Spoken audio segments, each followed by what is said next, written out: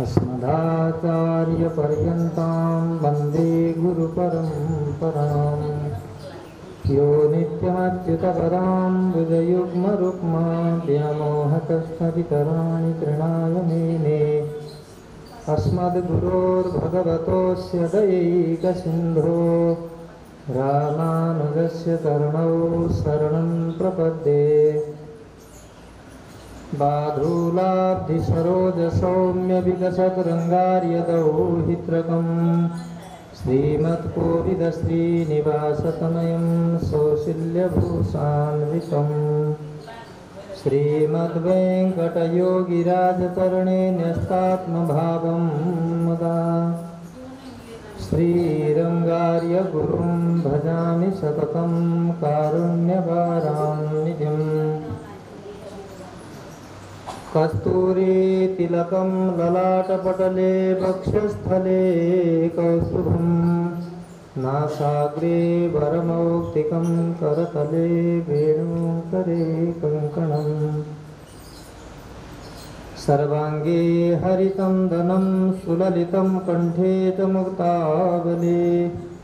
गोपश्रीपरिवेष्टितो विजयते गोपालचूडामणि।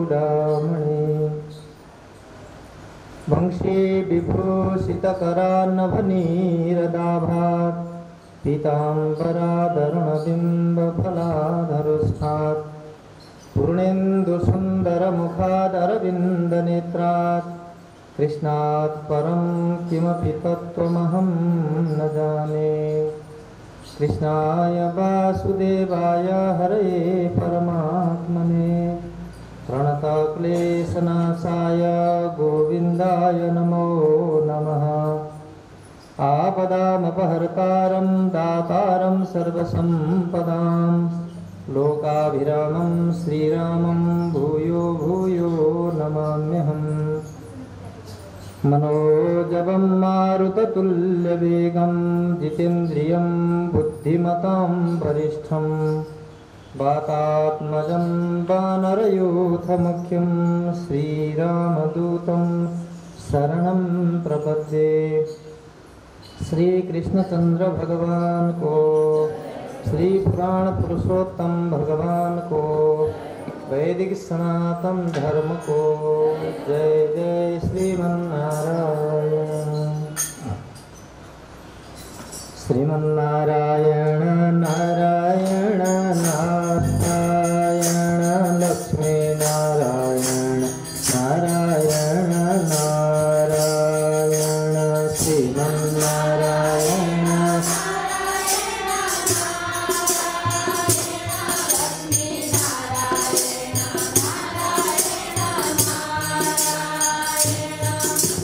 श्रीमन्नारायण नारायण नारायण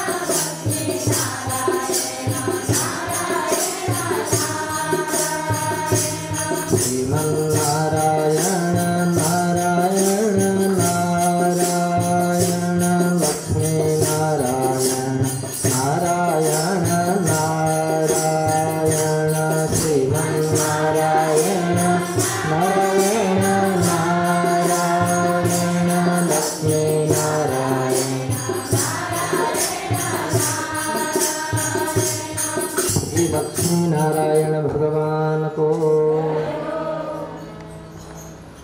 अखिल हेय प्रत्यनेक कल्याणेकतानां शेखर समस्त वस्तु विलक्षण अनंत ज्ञानानंदैक स्वरूप परब्रह्म पुरुषोत्तम श्री सीतारामचंद्र प्रभु भगवान पुरुषोत्तम का पावन चरित्रहरू श्रवण गर्ने गराउने हामीहरूलाई परम सौभाग्य मिलेको छ। वेदव्यासजी भन्नुहुन्छ भाग्योदयेन बहुजन्म समर्जितेन सत्सङ्गमं च लभते पुरुषो यदा अज्ञान हेतु कृत मोह मदान्धकार नाशं विधाय हि ततोदयते विवेक। किन सत्सङ्ग सुन्नु पर्यो, किन कथा सुन्नु पर्यो, के मिल्छ र कथा सुनेर हामीलाई भने जस्तो हुन्छ हैन। कहिलेकाहीँ भन्नु है बेकार घाममा यहाँबाट वहाँसम्म दौड्यो, बेकारमा वहाँबाट यहाँ आयो, घरको काम पनि छुट्छ, सबै बर्बाद भयो। को जाओस् भनेर मान्छेहरूलाई अल्छी लाग्छ, मनै लाग्दैन, बेकार हो जस्तो लाग्छ। परन्तु व्यासजी भन्नुहुन्छ कि भाग्योदयेन बहुजन्म समर्जितेन, धेरै जन्मको भाग्य उदय भएपछि त्यस्ता भाग्यमानीले मात्रै सत्सङ्ग सुन्नका लागि मन बनाउन सक्छन् अरे क्या। त्यो मन बनाउनै सकिँदैन। आनन्द खायो पियो मजासँग सुत्यो होइन, आरामले 4-5 बजेसम्म बिस्तारै उठ्यो, अनि त्यस पछाडि फेरि नास्ता पानी बनायो, के गर्यो, खायो पियो, को जाओस् है, हो त्यस्तो लाग्छ। तर त्यसो होइन अरे। धेरै धेरै जन्मको पुण्य, अलिकति यो जन्मको यति, अलिकति फेरि अर्को जन्मको यति, फेरि अर्को जन्मको यति गरेर यति पुण्य भएपछि अनि बल्ल मन लाग्छ, जाउँ है जाउँ भन्ने जस्तो मन लाग्छ। जानु पर्यो है, जानु पर्यो, छुट्टिहाल्यो है, छुट्टिहाल्यो, बर्बाद भइहाल्यो जस्तो अनि मात्रै लाग्छ। यसरी भाग्योदयद्वारा अनन्त जन्मको पुण्य उदयद्वारा प्राप्त भएको भाग्योदयले मिल्नेवाला जो सत्सङ्ग हो, त्यो सत्सङ्गले के मिल्छ भन्ने प्रश्न आयो। के मिल्छ त त्यो गर्यो, आयो दौड्यो, यता आयो उता गयो, हाय बेकार जस्तो लाग्यो होइन, केही पनि मिलाए जस्तो लागेन। खाली हात, एक्लै आउनु एक्लै जानु, लानु केही छैन भनेर भजन गाए जस्तै, खाली आउनु खाली जानु, मिल्ने केही छैन भने जस्तो पो भयो त है। त्यसो होइन। के मिल्छ अरे त भन्दा त्यो मिल्ने कुरालाई थाहा पाएन भने गोप्य रूपमा मिलिरहेको छ। के मिल्दैछ? अज्ञान हेतु कृत मोह मदान्धकार। अज्ञानको कारण हामीसँग एउटा नराम्रो एउटा अन्धकार, हामी अँध्यारोमा डुबेका छौँ। हामी हिँड्न देखेका छैनौँ केही पनि। केही देखेका छौँ त? अगाडि पछाडि दायाँ बायाँ शुभ अशुभ मङ्गल अमङ्गल के हुँदैछ, केका कारणले हुँदैछ, किन हुँदैछ, पिरो लिएका चाहिँ छौँ, रात दिन भुटिएका चाहिँ छौँ, त्यसमा होइन दुःख चाहिँ पाइरहेका छौँ। परन्तु किन हुँदैछ यो कुरा चाहिँ थाहा छ। थाहा छ त किन हुँदैछ? यसको जरो पत्ता लागेको छैन, थाहा भएको छैन। दुःख त भइरहेको छ जरुर, कसैका मनमा दुःख छ। कोही तन दुखी, कोही मन दुखी, कोही धन बिन रहत उदास, थोडे थोडे सब दुखी, सबै थोडे थोडे दुखी छन्। कोही मनका दुखी छन्, कोही तनका दुखी छन् होइन। कोही मन, कसैको मन सुन्छ होला त शरीर सुन्छ होला, शरीरका दुखी छन्। कोही धन बिन रहत उदास, हाय पैसा भएन भनेर बौलाएका छन्, उसले घर बनाइहाल्यो, उसको बनाइहाल्यो, मेरो त होइन है, खाने छैन, पैसै पैसै पैसै भनेर कोही त्यसरी उदास छ। त्यसले दुःख दिएको छ कसैलाई। कसैलाई बढी पैसा भएर दुःख दिएको छ, कहाँ हालौँ कता हालौँ, खाइदिने कोही छैन है, बबाल छ। आफू पनि रोगी भयो, दुनियाँभरिको कमायो, खाने बेला डाक्टरले भने त खबरदार एउटा रोटी है, के अरे आधा कोसा मात्रै खानु है भने लागेको छ दुनियाँभरिको चिजहरू। अनि के गरोस् बिचरा?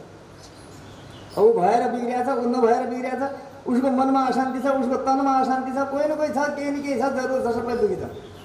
यो दुःख मिटाउनु दबाई पनि सबै खोजिरहेका छौँ, कुनै मेडिकलमा पनि दबाई पाइँदैन। जानुहुन्छ कुनै डाक्टर कहाँ त्यो इलाज गरेपछि मेरो मन दुखी छ हजुर, मेरो मन सुखी बनाउने दबाई दिनुहोस् त भनेर कुनै डाक्टरले गोली दिन्छ त? दिँदैन। सुई लगाइदिन्छ त? लगाउँदैन। अपरेसन गर्छ त्यो मनको, कहाँनिर दुखेको रहेछ, त्यो मन कसरी दुख्दो रहेछ, अपरेसन गर्नु भन्दा कुनै मेडिकलमा कुनै डाक्टर छैन। यो अचम्मको दुःख चाहिँ, कहीँ दबाई नभएको दुःख चाहिँ।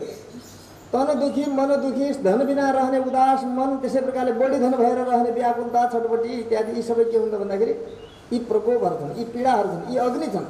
यो अग्निले हामीलाई दनदनी जलाइरहेको छ, पोलिरहेको छ, कुनै न कुनै रूपमा पोलेको छ। कसैलाई केहीले त कसैलाई केहीले जरुर पोलेको छ। त्यो किन पोलेको त भन्दा अज्ञान हो। यो सबै चिज खोज्नु भनेको अज्ञान हो। जसरी हिजो हामीले सुदेव नाम गरेका ब्राह्मणले पुत्रका लागि कति मरे हत्या गरे होइन, पुत्र चाहियो भनेर 4-4 हजार वर्ष तपस्या गरे। संसारकै वस्तुमा मन लागिरहने, संसारकै वस्तु खोजिरहने, त्यही चिजमा रमाउने, त्यहीलाई मन पराउने। त्योभन्दा अतिरिक्त पनि केही हो कि? जीवन भनेको त्यति मात्रै हो कि? खानु पिउनु हिँड्नु डुल्नु मौज मजा गर्नु रमाइलो गर्नु मर्नु, यति मात्रै हो त जिन्दगी भनेको? यति मात्रै त होइन होला, के अगाडि पनि हो कि भनेर सोच्नै नसक्ने यही को हो त भन्दा अन्धकार हो, अज्ञान हो, अँध्यारो छ। जिन्दगी यति मात्रै हो त भनेर सोच्नै नसक्ने, त्यो विवेकै पैदा हुने, उम्रिँदै नउम्रिने मरुभूमि। ज्ञानको कुरा हृदयमा उम्रिँदै उम्रिँदैन। हृदय कस्तो भएको छ? मरुभूमि भएको छ। मरुभूमि बालुवै बालुवा भरिएको छ। केही रोपे पनि उम्रिँदैन त्यसमा। कथा रोपे उम्रिँदैन, ज्ञान रोपे उम्रिँदैन, राम्रो कुरा केही पनि उम्रिँदैन। नराम्रो झारपात काम नलाग्ने चाहिँ टम्म भरिएको छ कि त्यस्तो प्रकारको छ। हो त्यो केले भयो त भन्दा अज्ञानले भयो। अज्ञान छ एउटा, अज्ञान हो। त्यो हट्न छ सत्सङ्गद्वारा, जन्म जन्मान्तरको पुण्यद्वारा। धेरै जन्मको पुण्य एकत्रित गरेर उत्पन्न भएको भाग्योदय जो छ त्यो भाग्योदयद्वारा प्राप्त भएको सत्सङ्गले हामीलाई के गर्दछ? अज्ञानका कारणले हुने जो मोह र मद रूपी अन्धकार हो। मोह केले भयो? अज्ञानले भयो।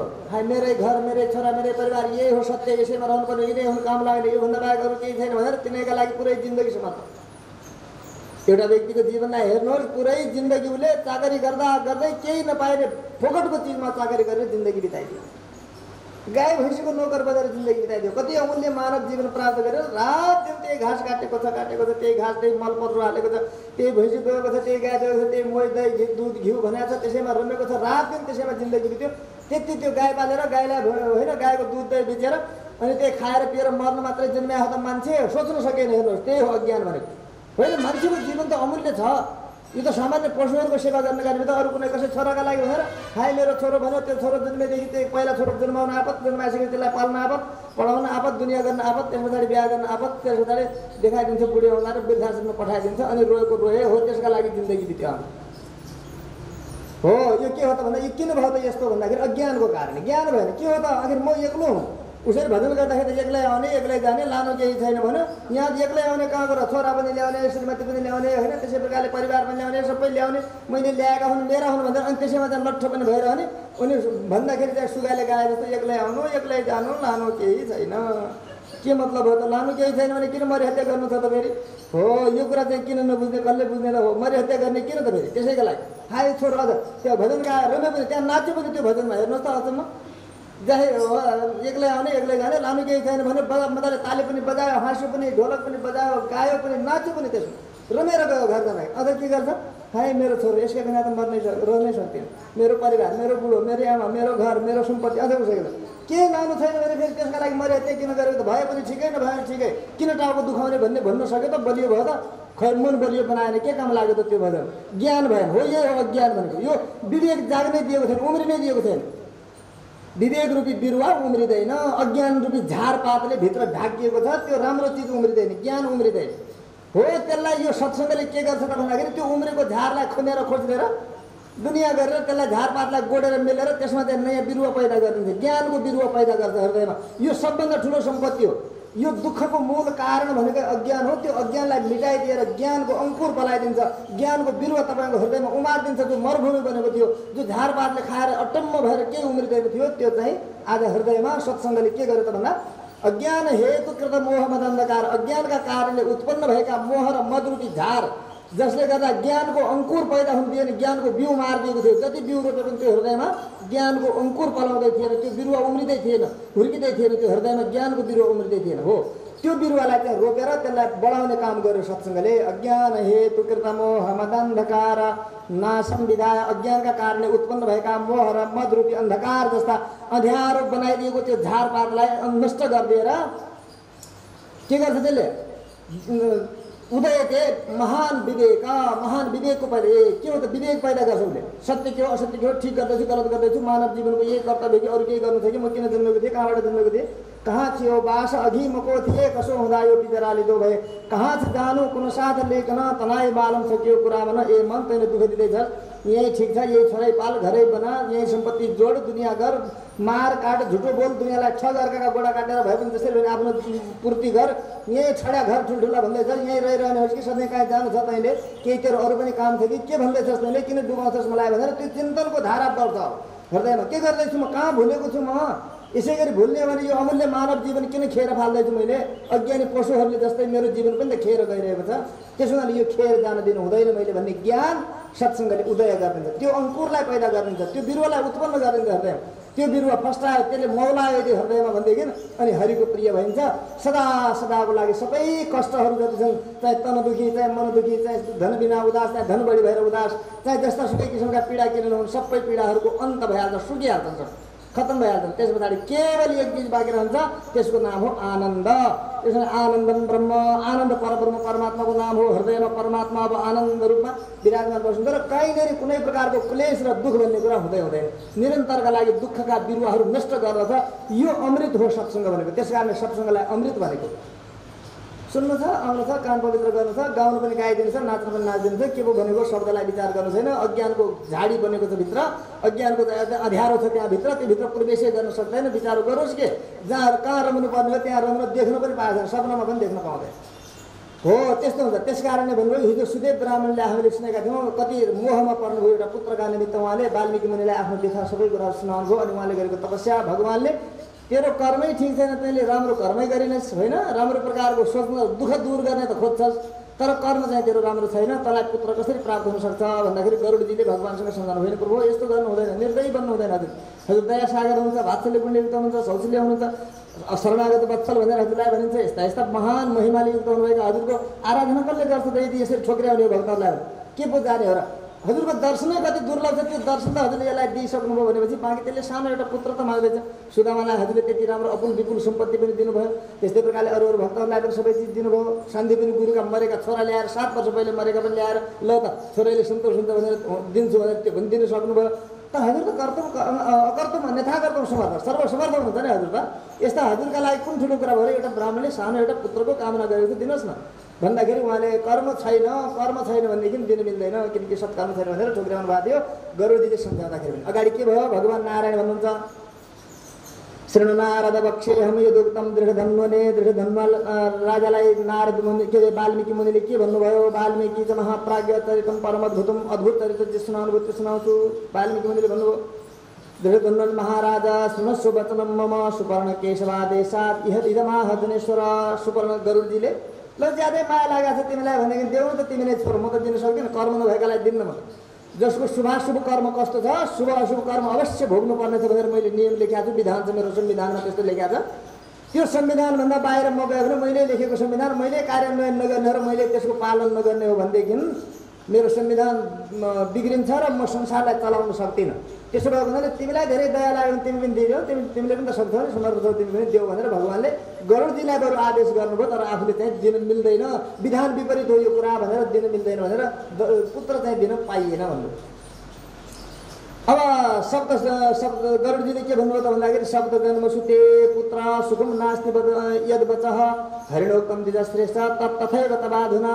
हेर्नुहोस् ब्राह्मण देवता गरुडजीले भगवानको आज्ञा पाएपछि ब्राह्मणका सुदेव ब्राह्मणका नजिकमा गयो, जो पहिला अहिले दृढधन्व नाम गरेका राजा छन्, पहिले सुदेव ब्राह्मण थिए, तपस्या गरेका हो। तिनै चाहिँ के गरे त भन्दा गरुड भगवान जानु भन्ने नजिकमा गरुडजी र ब्राह्मणसँग भन्नुभयो कि हेर्नुहोस् ब्राह्मण देवता साँच्चै नै हो भगवान नारायणको मुखबाट सुन्यौ नि तिमीले, भगवानले भन्नुभयो कि शब्द जन्मसुते पुत्र सुखम नास्ति यद वच। जो भगवानका श्रीमुखबाट भनेको 7 जन्मसम्म तपाईँको पुत्र सुख छैन भन्ने वचन हो, त्यो एकदम सत्य हो, छैन तपाईँको पुत्र वास्तवमा हो।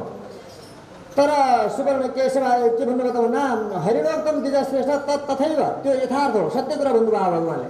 आज तिम्रो लागि त्यही हो। तर तथापि स्वामिना ज्ञावता कृपया दद्मिते सुतम। मेरा स्वामीको आज्ञा भयो, मलाई मैले अनुनय विनय गरेँ, तिम्रो तर्फबाट प्रार्थना गरेँ भगवानले होइन प्रभु यसो गर्नु हुँदैन भनेर प्रार्थना गरेपछि भगवानले मलाई आज्ञा गर्नुभएको छ, ल तैँ दिइदियो नि त भनेर त्यस प्रकारले मलाई आज्ञा गर्नुभएको छ। त्यसो हुनाले म तिमीलाई पुत्र दिन्छु। कहाँबाट दिने गरुडजीसँग पुत्र झोलामा खल्तीमा बोकेर ल्याउँछन् एउटा पुत्र भनेर त्यो छोरा बाँडे फल बाँडे जस्तो मिश्री बाँडे जस्तो टौकी बाँडे जस्तो हो र कसरी कहाँबाट दिनुभयो त भन्दा भगवानले भन्नु मद अंश मेरो के अंश छुट्याउँछ। जस्तो भगवानकै अंशद्वारा गरुडजी हुनुहुन्छ त्यस अंशमा म के अंश छुट्याएर मेरै अंशबाट तिमीलाई एउटा पुत्र दिन्छु। मदंश सम्भव पुत्रो भविताते तपोधन। मेरा अंशद्वारा उत्पन्न हुने तिम्रो एउटा छोरो हुनेछ। गरुडजीले आफ्नो अंश छुट्याएर आफ्नै अंशबाट एउटा पुत्र त्यो ब्राह्मणलाई दिने विचार गर्नुभयो, दिनुभयो। तर सुन्नुहोस् एन त्वमाशिष सत्या लप्सन्ते गौतमी युतः। जुन तिमीले चाहिँ सत्य रूपमा होइन सत्य लप्सया भनेको सत्य लप्ससे भनेको सत्य रूपमा पाउने थियौ तिमीले होइन, गौतमीबाट तिमीले पुत्र प्राप्त गर्नेछौ। परम तज्जनिता दुःखम युगयोर भविता ध्रुवम। परन्तु कुरा के छ भनेदेखि बुझिरहेको सुनिरहेको त्यो पुत्र तज्जनितम दुःखम, त्यो पुत्र जन्मेको दुःख तिमी दुईटैलाई हुने थियो यो निश्चित। छोरो जन्मेर तिमीलाई सुख चाहिँ हुने थियो, जो तिमीले छोरो माग्यौ छोराको लागि यत्रो गर्यौ। तर यो कुरा मेरो अंशले भगवानले त दिनै मिल्दैन भनिदिनु भयो, संविधान विपरीत म गरिदिने काम भन्नुभयो होइन। भगवानले नदियो भने मैले अति अनुनय विनय तिम्रो तर्फबाट गरेको हुनाले दया परवश भएर भगवानले त तिमी नै दिइदेऊ भनेर भगवानले आदेश गरेको हुनाले म मेरा अंशद्वारा तिमीलाई पुत्र त दिन्छु। परन्तु तज्जनितम दुःखम युगयोर भविता ध्रुवम। त्यो छोरो जन्मेर तिमीलाई दुःखै चाहिँ हुनेछ, सुख चाहिँ हुने छैन। यो कुरा चाहिँ बुझ भन्नु। छोरो त दिनुभयो तर आफ्नो अंश दियो भने त्यसबाट दुःख किन अब भन्नु धन्योसी दिवसार्जुन यत्ते जाता हरोमती, तर एउटा कुरा तिमीले बुझ, छोराबाट तिमीलाई सुख होस् अथवा नहोस् तर तिमी धन्य छौ भन। छोराबाट सम्पत्तिबाट संसारका कुनै चिजबाट कसैलाई सुख होस् या नहोस् तर तिमी धन्य छौ भन्नुको तात्पर्य के त भन्दा किन धन्य त भन्दा यत्ते जाता हरोमती, तिम्रो बुद्धि हरिमा लागेको छ। हरिमा बुद्धि लाग्नु सबैभन्दा ठुलो कुरा हो। कसैले छोरो पाओस् नपाओस्, धन पाओस् नपाओस्, सुख पाओस् नपाओस्, मान पाओस् नपाओस्, संसारमा आनन्द भोग्न पाओस् नपाओस्, तर हरिमा मति लागेको छ, बुद्धि हरिमा लागेको छ, धर्ममा मति लागेको छ भनेदेखि त्यो चाहिँ सबैभन्दा महान कुरा हो। तिम्रो यो महानता हो, तिमी भाग्यमानी हो, यो कुरामा तिमी चाहिँ भाग्यमानी छौ भन्नुभयो गरुडजी। त्यस हुनाले सबैभन्दा महान के रहेछ त धर्ममा मन लाग्नु, हरिमा मन लाग्नु। हरिमा मन लागेको छ भने तपाईँका छोराले के गर्ने, धनले के गर्ने, सम्पत्तिले के गर्ने, वैभवले के गर्ने, हरि नै हरि जो सबैको सुखदाता शान्तिदाता हो, उसैमा मन छैन तपाईँको। त्यस हुनाले तपाईँको केही पनि सब निष्फल हुन्छ। यो विशेषता हो तिम्रो भन्नु। दिदी साधु ल हे ब्राह्मण देवता, तपाईँ धन्य हुनुहुन्छ। किन भन्दाखेरि हरिमा तिम्रो बुद्धि लागेको छ। सबैभन्दा ठुलो कार्य सम्झिनुहोस्, यो हरिमा बुद्धि लाग्छ।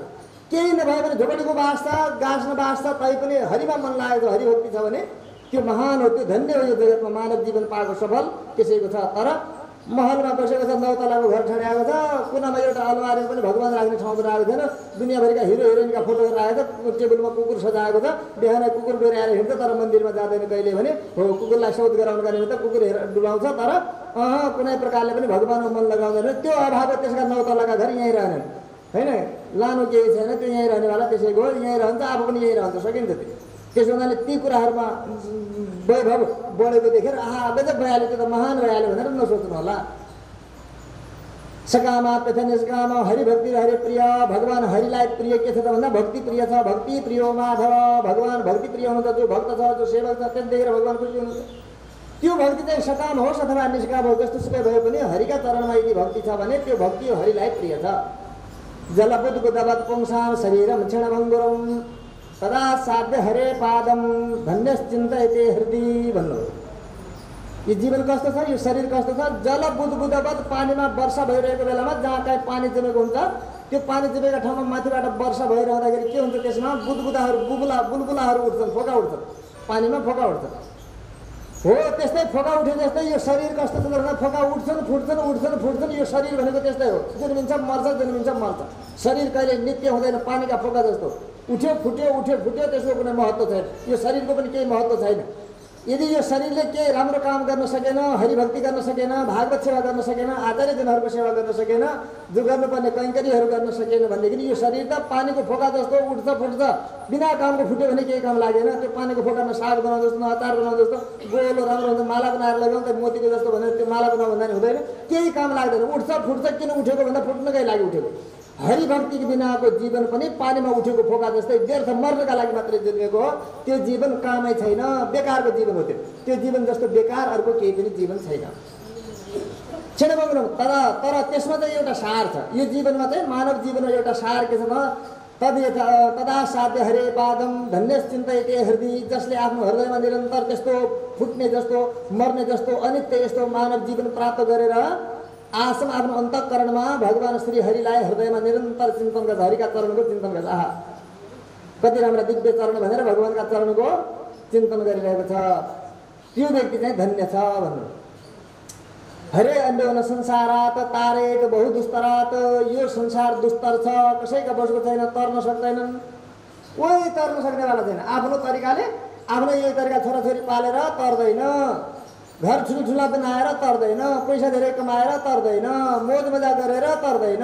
संसार तर्न चाहन्छ भनेदेखि यो दुस्तर छ, कसैको बसको छैन। सामान्य तरिकाले सामान्य देवी देवताहरूको पूजा गरौँला, यज्ञ गरौँला, व्रत गरौँला, कहिलेकाहीँ तीर्थ व्रत पनि गरिदेऊँला, अलिकति केही दान पुण्य गरिदेऊँला, तरिहाल्छु नि, यही गर्ने हो, धर्म गरौँ भने यिनै त हुन्, यसै गरेर तरिहालौँला भन्छ भने त्यो पनि गलत हो, त्यसरी पनि तर्दैन। किनकि त्यो भन्नु भनेको त कस्तो भने कुकुरको पुच्छरसँग सोलाङ्गुले नाबिति तर्सिनु, कुकुरको पुच्छर समाउँछु र कुकुरलाई समुद्रमा हाल्छु, अनि कुकुर तर्ने जाने हाल्छ, अनि कुकुरको पुच्छर समातेर म पनि समुद्रका पछि पौडेर अनि पारि जान्छु भन्नु जस्तो हो। त्यो पनि माने केही नगरेर बस्नु त तर्दैन कोही पनि। यदि केही सामान्य तरिकाले है किन वैष्णव हुनु पर्यो, किन शरणागत हुनु पर्यो, यस्ता नाटक किन गर्नु पर्यो, उही पूजा गर्ने त हो, उही पूजा गर्छु, भगवान्को तीर्थ गर्छु, व्रत गर्छु, कहिले सत्यनारायणको पूजा गर्छु, कहिले दान गरिदिन्छु, कहिले पुण्य गरिदिन्छु, भइहाल्छ नि त भनेर आफ्नै मनमाने रूपमा भक्ति गरेर पनि तर्छु भन्नु पनि सोलाङ्गुले नाभि तीर्थ सिन्धुम, कुकुरको पुच्छर समातेर समुद्र तर्छु भने जस्तो कुकुर सानातिना नाला त पार गर्छ, ठुल्ठुलो माने सानसाना नदीहरू त पार गर्छ, तर समुद्र पार गर्ने कुकुरको ताकत छैन, कुकुर पनि बिचैमा डुब्छ, त्यो कुकुरको पुच्छर समाउने तपाईँ पनि त्यही बिचमा डुब्नुहुन्छ। त्यसो हुनाले सामान्य तीर्थ गरेर, सामान्य व्रत गरिदिएर, सामान्य पूजा गरिदिएर, विधिवत रूपमा शास्त्र विधिभन्दा विपरीत पूजा आराधना गरेर मुक्ति हुन्छ भनेर सोच्नु पनि सोलाङ्गुले नाभि तीर्थ सिन्धुम हो, कुकुरको पुच्छर समातेर तर्नु जस्तै हो, त्यो पनि हुँदैन, दुस्तर छ यो संसार।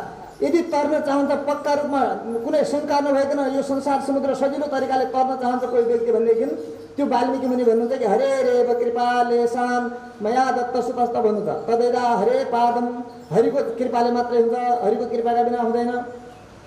जो मैले तपाईँलाई पुत्र दिएँ नि महाराज, त्यो पुत्र दिएको पनि के हो त भन्दाखेरि हरिका कृपाले नै है, त मैले दिएको म दिन सक्नेवाला छैन, मलाई पनि भगवान्को आदेश भएर भगवान्को अंशबाट केही छुट्याएर मैले तपाईँलाई पुत्र दिएको हुँ, यो गरुडले चाहिँ दियो भगवान्ले चाहिँ दिएनन् भनेर नसोच्नु नि फेरि तपाईँले सोच्नु भगवान् त कहाँ लाग्ने रहेछन्, गरुडी ठिक रहेछन्, गरुडी अरूको चाहिँ भक्ति गर्नुपर्ने रहेछ भनेर तपाईँको अन्य मनस्क होला।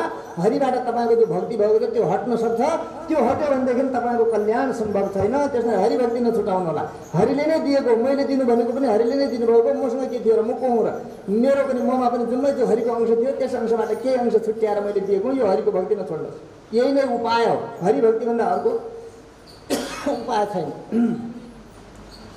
हरे अन्य न संसारा तारेत बहुदुस्तरम, यो धेरै दुःखले तर्न योग्य संसार सागर हरिभन्दा अतिरिक्त अर्कोले तार्छ भनेर नसोच्नु है, त्यो पुच्छर समातेर तरिने कुकुरका पुच्छरले तरिनेवाला छैन।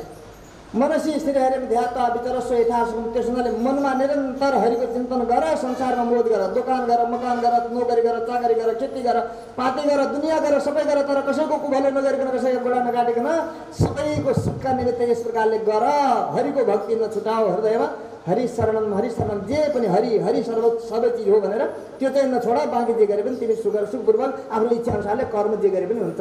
कर्ममा रोक हुँदैन, गाई पाल, भैँसी पाल, खेती गर, नोकरी गर, चाकरी गर, व्यापार गर, दुनियाँ गर, दारी गर, सबै गर, परन्तु हरि नछोड है, हरिलाई नछोड भन्नु, यो हरि नछोडिकन गर। उदासीनतया स्थित्वा भुङ्सु संसारजम सुखम, उदासीन भएर संसारका सबै भोग भोग तिमीले, कुनै भोग भोग्नमा भगवान्ले पाप भन्नुभएको छैन, कुनै भोग पनि तिमीहरूलाई भोग्न मन लाग्दछ भने संसारका व्यक्तिहरूले भोग्नकै निमित्त दिएका चिजहरू भोग हुन्, कुनै भोग भोग्न कसैलाई पनि पाप लाग्दैन, भोग भोगेर पाप लाग्दैन होइन, हरि बिर्सेर पाप लाग्छ। त्यसो हुनाले भन्नुहुन्छ उदासीनवत स्थित्वा, कसरी उदासीन भएर मलाई काम लाग्ने त होइन, तर संसारमा अब यो खेल हो, एउटा नाटक हो, अब यो नाटक दुनियाँले गरिरहेका छन्, मैले भने यो नाटक गरिदिए के बिग्रियो त भनेर हो। त्यस प्रकारले भगवान्मा मन राखेर तिमीहरूले संसारको कुनै भोग गर्यो भने पनि त्यो भोगमा पाप छैन। भोग संसारमा हामीहरूकै भोगका लागि, सबै जीवात्माहरूकै उपभोगका निमित्त निर्माण गरिएका सबै वस्तुहरूमा भोगको अधिकार सबैलाई छ, जे गर्दा नि पाप लाग्दैन, परन्तु हरि बिर्स्यो भने पाप लाग्छ है, हरि नबिर्सिकन भोग भोग भन्नु।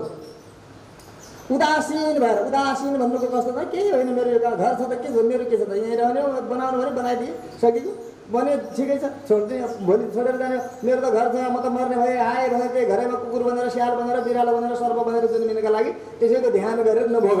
त्यो घरमा त मोज गरेर ठुल्ठुला घर बनाऊ, 9 तले पुग्दैन भने 18 तले बनाऊ, केही बिग्रिएन, तर घर बनाएर पाप लाग्दैन। 18 तला घर बनाउन्जेलसम्म पनि भगवान्को चाहिँ चिन्तन भइरहेको, हरिको चिन्तन गरेर 18 तला घर बनाऊ, बढिया व्यापार फस्टाओस्, दुनियाँ गर, सबै चिज गर, तर हरि नबिर्स्यौ भन्नु, हरिलाई नबिर्सिनु भन्नु। उदासीन जस्तो भएर, पाहुना जस्तो भएर, यो घरको म पाहुना हो, यो संसारको म त पाहुना हो, यो संसारको कुनै वस्तु पनि मेरा कामको होइन भनेर मिल्छ भने के त, पाहुना लाग्नु गएका घरमा कसैले सेलरोटी खानु दियो खाइदिने, मालपुवा खानु दिन्छ खाइदिने होइन, अब सबै यहीँ खान्छ भनेर नसोच्ने क्या, खिर पकाएर खुवाइदिन्छ खाइदिने, लड्डु दिन्छ खाइदिने, लुगा राम्रो दिन्छ लिइदिने, पैसा दिन्छ लिइदिने, पूजा गरिदिन्छ थपिदिने, मालाहरू दिन्छ थपिदिने, के भयो त केही बिग्रिने त्यो पाप लाग्यो भन्ने होइन। त्यहाँ पाहुना लाग्न आएको हो, एक दिन पाहुना लाग्न आयो, घरमा के मिल्छ त्यो लिइदिन्छ, सकेको उसमा उसलाई आसक्ति पनि हुँदैन, किन भोलि मैले जानु छ भने जस्तो यो संसारको म पाहुना हुँ भनेर यसरी भोग्नुहोस्, यो भोग्दाखेरि तपाईँलाई पाप लाग्दैन। आखिर मैले त, मेरो घर त उहाँ हो, वैकुण्ठ मेरो घर भनेर श्लोक चाहिँ गाउने, यहाँ चाहिँ मेरो घर भनेर ताला लगाएको पनि 3 चोटि यहाँ चाबी छ कि नै भनेर छाम्ने, अनि कसरी हुन्छ त्यसरी हो, वैकुण्ठ मेरो घर त वैकुण्ठ हो, जानु मैले वैकुण्ठमा छ, परन्तु यहाँ त पाहुना लाग्न आएको हो, यो पाहुना लाग्न आएका घरको लोभ गर्नु हुँदैन, मैले यहाँ ज्यादा चाहिँ तापड तुकुड गर्नु हुँदैन मैले भन्ने चाहिँ बुझिराख, संसार भनेको पाहुना लाग्न आएको हो भनेर सम्झिनुहोस्। यसरी भोग्नुहोस्, जुन भोग भोगे पनि कोही आपद छैन, कोही विपद छैन, भगवान् खुसी हुनुहुन्छ, हो यस्तो तरिका। दाम्पत्यो पश्यतो सद्यो दत्वा वरवनोत्तमं खगद्वारा हरिशीघ्रं निकेतनम। अब इसी प्रकार दाम्पत्य दुवै पति पत्नी ब्राह्मणले हेर्दा हेर्दै गरुड भगवानले इस प्रकारले सम्झाए बुझाइकन वर दिएर पुत्रको वरदान पनि दिएर खगमा चढेर हरिलाई लिएर गरुडजी पनि आफ्नो दिव्य वैकुण्ठ धाम सवारी हुनुभयो। सुदेवोपि सपत्नीको वरम लब्ध्वा मनोगतम। पुत्र चाहिएको थियो, मनमा पुत्रको कामना थियो, त्यो पुत्रको कामनाको वरदान जसरी भए पनि पुरा गरेर ती पनि घर फर्किए। आसाध्य स्वगृहम भेजे गारस्थ सुखम उत्तमम आगृह हैन। आसाध्य स्वगृहम आफ्नो घरमा आए। गारस्थ सुखम जस्तो प्रकारको अब त भगवानमा मन लगाएर गारस्थ सुख भोग्दा पनि पाप लागेन। भगवानमा मन छैन, गृहस्थीमा मन लगाएको छ, उही श्रीमान भनेको छ, उही छोरो भनेको छ, यता गरेको छ, उही गाई भनेको छ, उही भैँसी भनेको छ, उही खेत भनेको छ, उही दुनियाँदारी भनेको छ, भगवानमा मनै छैन, के गर्नु त्यो भएको भयो भने। त्यसो भने त्यसो होइन, अब त हरिको हो यो सबै भनेर घरको गारस्थ भोग्न लागे, पाप लागेन उनलाई। त्यसो भने उनलाई पाप लाग्दैन। कियत् कालक्रमेणास्य दोहदः समपद्यतः दशमे मासि सम्प्राप्ते पूर्णो गर्भो बभूवः। पत्नी गर्भवती पनि भइन्, केही समय बित्यो, बडा राम्रोसँग 10 महिना बिते। आनन्दको साथमा पूर्णो गर्भ 10 महिनामा गर्भ पुरा भयो उनको श्रीमतीको ब्राह्मणीको। प्रसूति काले सम्प्राप्ते सासु तसुतम उत्तमम। प्रसूति काल आयो, ब्राह्मणीले बडा सुन्दर छोरो पैदा गरिन्, बडा राम्रो सन्तान पनि पैदा भयो, आनन्दको छोरो भयो हैन। दशमे मासि 10 महिना पुरा भएपछि सुदेवस्तु आत्मजे जातः हैन। हला जात हलादो बभूवः। छोरो जन्म्यो भन्ने बित्तिकै त महाराज भुइँमा भाँडामा अब त के छ, छोरो भयो त सबै पाइहालेँ मैले, जिन्दगी सफल भइहाल्यो जस्तो मान्छ हामीले, हो कि होइन। सबै छोरा पाउनु भएको थियो, के अरे छोरा पाउनु कति खुसी हुनु भएको थियो, हो त्यस्तै भयो होला बिचरा उनलाई। त्यसो भने छोरा पाउनु नै पुरुषार्थ हो, यही पाउनका लागि जन्मिया हो हामी त भने जस्तो मानेर त्यो पायौँ भनेदेखि के नपाएनौँ, चाट्दै जिन्दगी बित्यो, त्यही छोरालाई चाट्दै। त्यसैलाई मुळे खाना खाँदै बित्यो, कहाँ गएर के हुने हो भन्ने थाहा छैन, आफ्नो हालत खराब हो। यस्तै ती पनि खुसी भए, अति खुसी भए हैन। प्रसूति काले सम्प्राप्ते, बडा आयो राम्रो समय। आहुय जातकम कर्म चकार द्विजत्तम। 10 दिन बिते, जात कर्म गर्नु पर्यो। जन्मिने बित्तिकै अब जात कर्म भन्छ, छोरो जन्मे त जात कर्म। जन्मिने बित्तिकै ब्राह्मणहरूलाई बोलाएर नालक छेदनभन्दा पूर्व नै जात कर्म भन्ने कर्म गरिन्छ। वेद पाठ गर्ने, ब्राह्मणलाई दान दक्षिणा गर्ने इत्यादि गर्ने, बालकका नाममा स्वस्ति पाठ इत्यादिहरू शान्ति पाठ गर्ने हो भने त्यसबाट नवजात शिशुको भाग्योदय हुन्छ। त्यसमा अत्यन्त भाग्योदय होस् अरू भनेर त्यस प्रकारले उसको लागि जात कर्म गर्नुभयो। खुसी भए, ए नाचेका छन्, गाएका छन्, ए गाउनेहरू बजाउनेहरू खुब फुरुफुरु छ सबैलाई। बृहत दानम ददौतेभ्यः सुस्नातो द्विजसप्तम। धेरै दान पनि गरे, है के छ र यो छोराका लागि त यसै पाउनका लागि यत्रो दुनियाँ गर्नु पर्यो मैले, अब त छोराका लागि त सबै लुटाइदिएँ हो। मान्छेको आदत कस्तो हुन्छ, आफूलाई बिमारी भयो भने डाक्टरले 5000 रुपियाँ दिनुहोस् भने खुरुक्क निकाल्छ। मन्दिरमा 5 रुपियाँ चन्दा दिनुहोस् हजुर भने दाँतबाट तुरुक्क पसिना निकाल्छ। हो यो हालत छ दुनियाँको, किनकि भगवान्का लागि त व्यर्थ जाने हो, त बेकार गयो, खेर गयो जस्तो लाग्छ। अरू आफ्नो निमित्त गर्नु पर्यो, अथवा कोही बिमार भयो भनेदेखि ऋण कर्जा गरेर जग्गा जमिन सबै बेचेर पनि जे गरेर पनि हत्तु तथाराम भएर पनि गरिदिन्छ सबै चिजहरू। हो यस्तो गर्छ त, खुब दान गरे उनले पनि। बृहत दानम ददौतेभ्यः सुस्नातो द्विजसप्तम। राम्रोसँग स्नान आदिहरू गरे, पुरा दान पुण्यादिहरू पनि खुब गरे। आफ्ना निमित्त त जन्मदिन मनाउनु पर्यो भने कति खर्च गर्छ हैन। कुनै दिन कसैको बिहा गर्नु पर्यो भने 1 लाख रुपियाँमा सुमेटिने बिहा पनि 50 लाख रुपियाँ खर्च गर्छ, 1 करोड रुपियाँ खर्च गर्छ बिहा। अरे मूर्ख, 1 करोड रुपियाँ बिहामा खर्च गर्नु किन? त्यहाँ 1 चिम्टी सिन्दुर 5 रुपियाँको सिन्दुर ल्याएर यसो हालिदिएर भगवान्का वरिपरि घुमाइदिएर 10 रुपियाँमा त बिहा सकिन्छ नि, किन त्यत्रो बहु लागेको? त्यो 1 करोड रुपियाँ बरु कुनै गरिबलाई कसैलाई दिएपछि कसैको उपकारमा लगाइदिए, धर्ममा लगाइदिए, कति कल्याण हुन्थ्यो होला दुनियाँको। त्यो ऐस गरेर के भयो, दसैँका दिन पटौका पड्काएर लाख रुपियाँको पटौका पड्काइदिनु। उहाँ कोही बिचारो खान नपाएर, चामलको भात खान नपाएर रोइरहेको छ कसैको बच्चो, उहाँ ऊ त 10 लाख रुपियाँको पटौका पड्काइदिएर सक्दिन्छ। यो तामस गर्छ। आफ्नो मनोरञ्जनका लागि आफ्ना निमित्त मान्छेले जति पनि खर्च गर्छ, परन्तु परोपकारका निमित्त, धर्मका निमित्त पसिना निक्लिहाल्छ उसलाई, चुइया भइहाल्छ, मुखी चुज भन्छ नि, मुखी चुज भइहाल्छ। हो त्यस्तो प्रकार। यो किन त भन्दाखेरि संसारमा बढी प्रेम भएको हुनाले, यहीँ रहने भएको हुनाले, यहीँ सधैँका लागि हो भन्ने सम्झेको हुनाले, अज्ञान भएको हुनाले। ज्ञान भइदिएको भए म त पाउन जस्तो मैले के लिएर आएको थिएँ, के लिएर जाने, आखिर भगवान्ले कृपा गरेर दिनुभएको छ भने गरौँ न उपकार कसैको भन्ने किसिमको ठुलो मन बनाउनु नसकेको, मनलाई अति सानो बनाएको, खुम्च्याएको, निचोरिएको, त्यो झिङ्गा पनि चुसेर निचोरेर फाले जस्तो निचोर्ने हाल। यस्तो प्रकार मुखी चुस पनि हो। यसरी नामकरण संस्कार नाम चास्य करो धीमान ब्राह्मण सोच्ने व्रत। सबै ब्राह्मणहरू वरिपरि धेरैजना ज्ञानी ब्राह्मणहरूलाई बोलाएर मजासँग नामकरण पनि राम्रो कस्तो छ यो छोरो भनेर नामकरण गरे। अयम सुत सुपर्णेन दत्त प्रेरणा कृपालुना दयालु कृपालु अति सुन्दर भगवान्का परम भक्त श्री गरुडजी महाराजले दया गरेर यो पुत्र दिनुभएको हो। त्यसो भएको हुनाले शरदेन्दुरिवा प्रोद्यत तेजस्वी सुख सन्निभा। सुखदेवजीको सन्निधि जस्तै होइन, कति सुन्दर तेजस्वी छ यो। सुखदेवेति नामायम पुत्रोस्तु मम वल्लभ। मेरा छोराको नाम सुखदेव राख्छु म त भनेर सुखदेव जस्तै ज्ञानी हो, सुन्दर हो, राम्रो हो भनेर सुखदेव नाम पनि राखे। नाम पनि बालकको सुखदेव राखे। अवर्गत सुता शीघ्रम शुक्ल पक्ष बोधव शुक्ल पक्षको चन्द्रमा प्रतिपदाको दिन अलिकति द्वितीयको दिन अलि बढी तृतीयको दिन अलि बढी गर्दै गर्दै पूर्णिमाको दिन जसरी पुरा हुँदै गरी चन्द्रमा बढ्छ जसरी दिनदिनै यसै प्रकारले यो बालक पनि प्रतिदिन प्रतिमास प्रतिवर्ष बढ्दै बढ्दै बढ्दै गयो। पितुर मनोरथ साकम मातृमानन्दनन्दनम भने पिताको सङ्कल्पका मनोरथका साथसाथमा आमालाई पनि आनन्द गर्ने गरी यो बालक बढिरहेको छ। उपनिय सुतम तात सावित्री दत्तबान हुँदा अब ब्राह्मणको छोरो 8 वर्षको भयो। 8 वर्षको हुँदाखेरि ब्राह्मणको छोरोलाई के गर्नुपर्छ? व्रतबन्ध गरिदिनुपर्छ। समयमा व्रतबन्ध नगरेका ब्राह्मण बालकहरू व्रात्य कहलाउँछन्। उनीहरू कुनै पनि दैवी कार्यका लागि उनीहरू योग्य हुँदैनन्, अयोग्य कहलाउँछन्। उनीहरूमा अयोग्यता आउँछ। त्यसैले उनीहरूलाई समयमा व्रतबन्ध पनि गरिदिनु भयो। बडा खुसीका साथमा संस्कारम वैदिकम प्राप्य ब्रह्मचर्य व्रते स्थित। अब ब्रह्मचारी व्रतमा बसेर वेदाध्ययनको अधिकार सिद्ध गर्यो। उसले वेदाध्ययन गर्न लाग्यो ब्राह्मणको बालक। तेजसा अन्वितो रेजे साक्षात् सूर्य इवापर। अब गरुडजीको अंशबाट नै जन्मेको थियो। कम किन हुन्थ्यो र मानव दोस्रो सूर्य नै उदाएका हुन् कि जस्तो। बडा तेजीप्यमान, रूपमा पनि, गुणमा पनि, शीलमा पनि, स्वभावमा पनि बहुत सुन्दर छ छोरो चाहिँ, बहुत राम्रो छ। वेदाध्ययन मारे भे कुमारो बुद्धिसागर। बुद्धिको त समुद्र नै थियो। यति बुद्धि थियो त्यसको एकपल्ट पढाइदियो भनेदेखि सबै जान्ने। त्यस्तो प्रकारको सम्पूर्ण वेदादिहरू पनि राम्रोसँग पढ्यो। बडा राम्रोसँग वेदाध्ययन सुरु गर्यो। सद्बुद्ध्यानन्दयामास सुगुरुम गुरुवत्सलः। गुरुका प्रति पनि अति प्रेम गर्ने। गुरुलाई देखेपछि एकदम प्राणै मान्ने। त्यसो भएको हुनाले गुरुसँग विद्या पढिसकेपछि छुट्टी नै नचाहेर पनि गुरुलाई पनि बडा मुस्किलले विद्या दिएर छुट्टिएर आयो पनि। सक्रिन निगत मात्रेन विद्याम सर्वमुपेयवान। एकपल्ट भनिदिएपछि भइहाल्यो, दोबारा भन्नै पर्दैन थियो। एक सूत्रधर थियो। यति तिखो ज्ञान थियो, यति तिखो बुद्धि थियो। बडा राम्ररी पढ्यो वेद पनि। गुरु पनि यति खुसी भयो कि आहा मेधावी माने मेहनत गर्ने यस्ता प्रकारका मेहनती लगनशील शीलवान यस्ता बालकहरूलाई शिष्यहरूलाई देख्यो भने गुरुहरूलाई पनि प्रसन्नता। गुरुहरूले अरू के लिनु छ र होइन? त्यही नै हो। सबैभन्दा उनले आफ्नो प्रगति गरे, राम्रो गरे होइन, कीर्ति गरे, राम्रो प्रकारको साधना गरे, आफ्नो जीवनलाई सफल बनायो भने त्यो देख्ने बित्तिकै गुरुहरूलाई प्रसन्नता भयो। आहा कति राम्रो मेरो शिष्य हो, मेरो पुत्र हो। यस प्रकारले गरेको जसरी पितामातालाई पुत्रले गरेको उन्नतिमा आनन्द आउँछ त्यसै गरी शिष्यले गरेको उन्नतिमा गुरुहरूलाई आनन्दित भए गुरुहरू पनि। एकदा देवलो भ्यागात कोटि सूर्यसम प्रभा तमालोक्य सुदेवो सौ नाम दण्डवत मुदा। एक दिन देवल नाम गरेका ऋषि अभ्यागतका रूपमा घरमा आउनुभयो। जो कोटि सूर्यसम प्रभा करोडौं सूर्यका समान तेजस्वी हुनुहुन्थ्यो होइन, बडा तेजस्वी। तमालोक्य सुदेव सौ। यो सुदेव ब्राह्मण चाहिँ उनलाई देखेर सुदेव सौ नाम दण्डवत मुदा नमन गरे, दण्डवत प्रणाम गरे, पूजायामास विधिवत रूपमा पूजा पनि गरे, आराधना गरे। अर्घ्य पाद्य आचमनी होइन, त्यसै प्रकारले धूप दीप इत्यादि सबै गर्दै चन्द्र प्रदान गर्दै वस्त्र उपवस्त्र आदिहरू सबै दिएर खुवाउने पिउने आसन आदिहरू सबै दिए। आसनम कल्पयामास देवालय महात्माले होइन, त्यस्ता प्रकारका देवल महात्मालाई चाहिँ यस प्रकारले आसन आदिहरू दिएर राखे। तत्रो उपविष्टो भगवान देवलो देवदर्शन। देवल कस्ता हुनुहुन्छ? देवलको दर्शन हुनु भनेको साक्षात देव नारायणको दर्शन। महापुरुषहरूको दर्शन हुनु भनेको नारायणको दर्शन हो। बिहानै त्यस कारणले महापुरुष घरमा ती हिरो हिरोइनका फोटा नराखेर महापुरुषहरूका फोटा राख्नु। बिहानै उनको दर्शन पाउनु भनेको के हो त भन्दाखेरि साक्षात भगवानको दर्शन जस्तै हो। मङ्गल हुन्छ। दिनभरि कुनै प्रकारको अनिष्ट आउँदैन, अरिष्ट आउँदैन। सबै प्रकारका अरिष्ट नष्ट गर्दछ त्यसले। त्यसो भएको हुनाले देवल ऋषि यस्ता मङ्गल रूप दर्शन गर्न पाउनु।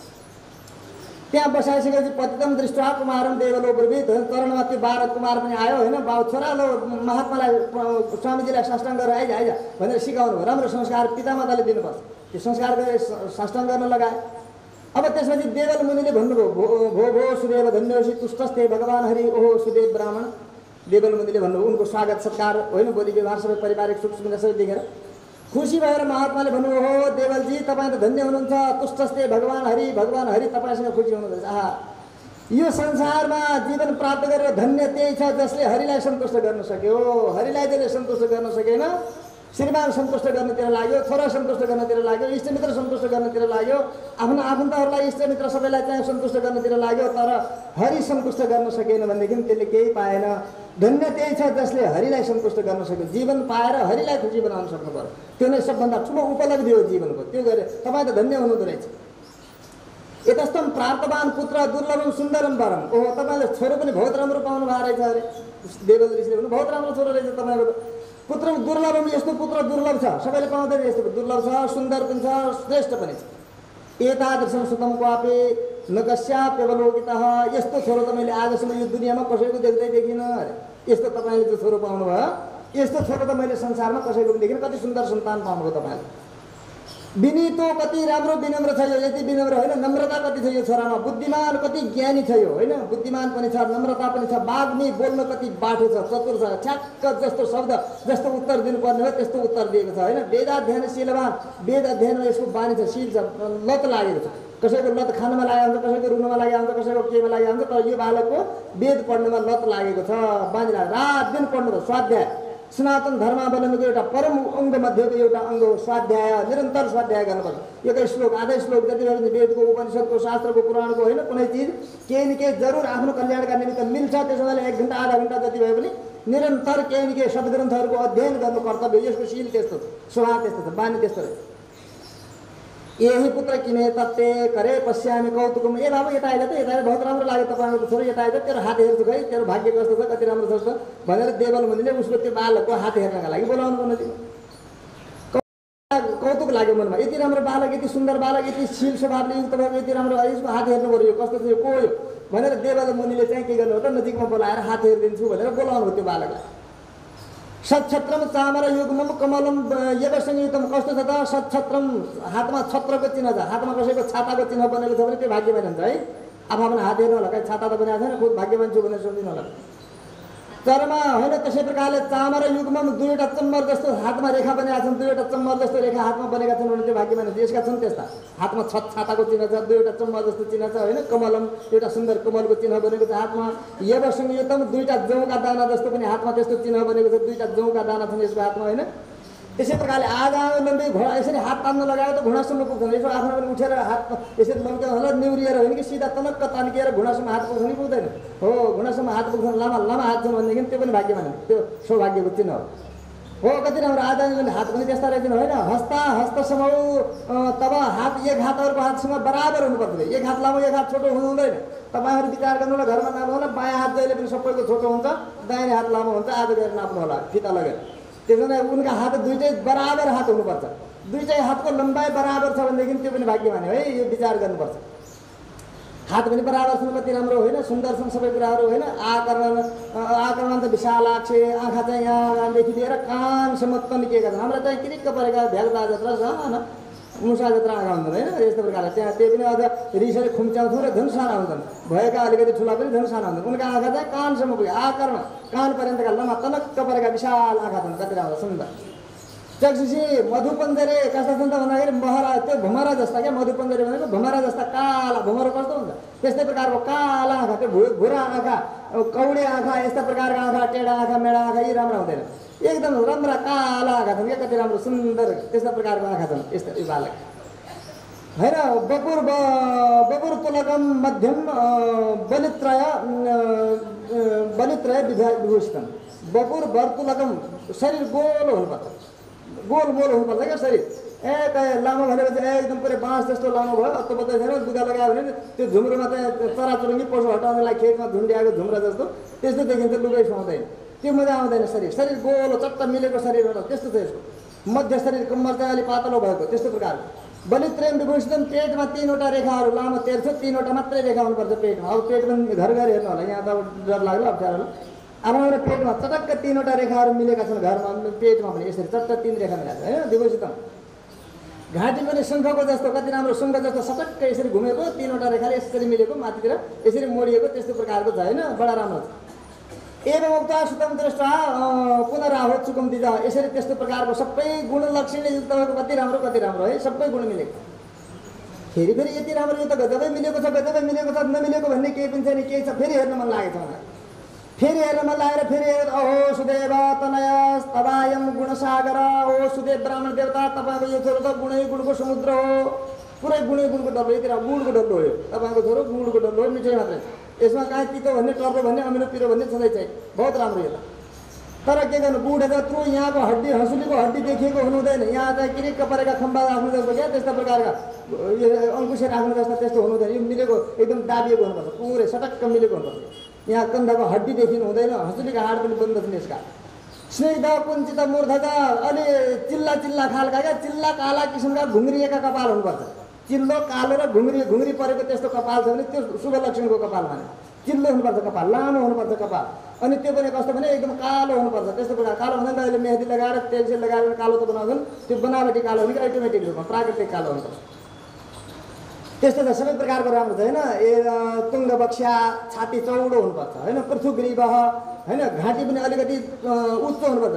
त्यही घाँटी थिचिक्क परेको यसो कुर्किएको परेको राम्रो हुँदैन, अलि अग्लो हुनुपर्छ घाँटी पनि। समकर्ण, कान पनि बराबर हुनुपर्छ होइन। समकर्ण भनेको बराबर अलि लामा कान होइन, उयो रामानुज स्वामीजीको कान हेर्नुहोस् त कस्तो मिलेका छन्, यो महानका कानहरू यस्ता हुन्छन्, ठुला कान हो यस्ता प्रकारका, कति राम्रो ठुलो चटक्क परेका कान पनि कसैका यसरी कोप्रे परेर त्यो श्राद्धमा दोना लगाउन जाने बाहुनले बनाएको खुचडा जस्तो त्यस्तो प्रकारको कान हुन्छ क्या, खुम्चिएको त्यस्तो कान राम्रो हुँदैन। किचिक्क परेको सानो होइन, चटक्क परेको कान पनि सम बराबर कान राम्रो हुन्छ। यस्तै छन् यसका कान। सर्वलक्षण सम्पूर्ण पुत्रो भाग्य निधिर महान, सबै गुणले सम्पन्न भएको यो तपाईँको पुत्र त महाराज भाग्यको खानी हो, भाग्यको डल्लो हो। यो त पुरा भाग्य मान्छे हो त, कति भाग्य भन्यो कति भाग्य। एक एव महान दोष एक सर्वम प्रसाग्रम, तर के गर्नु ब्राह्मण देवता भनौँ कि नभनौँ भन्न लाग्यो। के गर्नु ब्राह्मण देवता, यति राम्रो छ सबै राम्रो छ, तर के गर्नु भनौँ कि नभनौँ। एउटा दोष छ यो बालकमा, र एउटै दोषले यसका जम्मै गुण खाइदियो चबाइदियो, केही पनि रहे। जति गुण छन् यसका सबै गुणलाई एउटै दोषले चबाइदियो। एउटा दोष छ यसमा, के छ इत्युक्त मौलिमान धुन्वन विनिश्वास्य मुनि ब्रवीत। मौली धुन्वन भनेको मुकुट आफ्नो शिर यसरी के गर्नु भनौँ किन भनौँ। एउटा दोष दियो, पहिले यो दोष पहिला हेऱ्या भए यसका गुणको बखानै नगर्या भए हुने रहेछ। जम्मै गुणै गुण, एउटा पनि दोष छैन, सबै कुरा छन्, अरू सबै ठिक छ, तर एउटा मात्रै दोष छ। एउटा मात्रै दोष अब भनिदियो भने यो बाहुन रिसाउने के गर्नु भने यसरी मौली भने आफ्नो मुकुट टोपी हल्लाउँदै यसरी पुस्दै बडा सकस मानेर त्यसैलाई पनि शुभ समाचार राम्रो कुरा त भन्न मन लाग्छ, तर नराम्रो कुरा भन्नु अलिकति मान्छेलाई हिचक लाग्छ, डर लाग्यो होला। के भनौँ के नभनौँ कस्तो गरौँ भनेर यस प्रकारले भन्दैन, विचार गरेर मैले गल्ती गरेँ भन्दा लाग्नु, मनमा सोच्न लाग्नु भनेपछि मैले गल्ती गरेँ। पहिला यही दोष छ कि छैन भनेर दोषी गुण त्यसबाट सुरु गर्नुपर्छ हेर्न। मैले यसको हात हेर्दाखेरि, तर मैले त्यो चाहिँ नहेरिकन पहिला अरू चिज हेरेँ, जो लास्टमा त्यो हेरेर त अब खिच्रेको परेँ म आफै।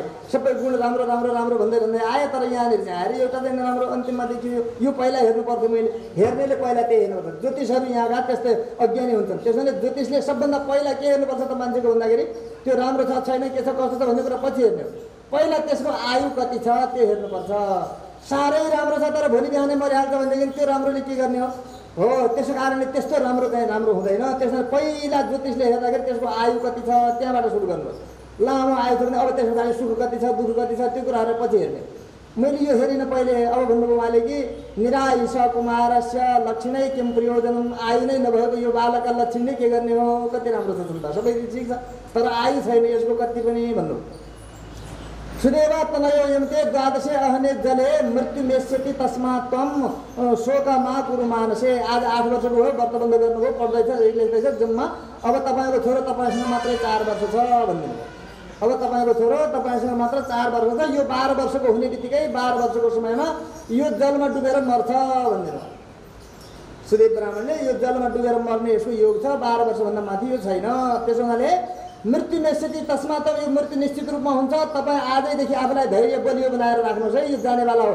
यसका प्रतिको ममता मोह इत्यादि छोड्दै जानुहोस्। एकै दिन अचानक तपाईँको छोरो मरिदियो भने तपाईँ यति सुन्दर बालक कसरी मर्यो भनेर सहन नसक्नु होला, तपाईँलाई आपत पर्ला। त्यसो भने आजैदेखि आफ्नो मन बलियो बनाउनुहोस्, डरो बनाउनुहोस्। यो 12 वर्षभित्रमा मर्छ, मनलाई डरो बनाउनुहोस्।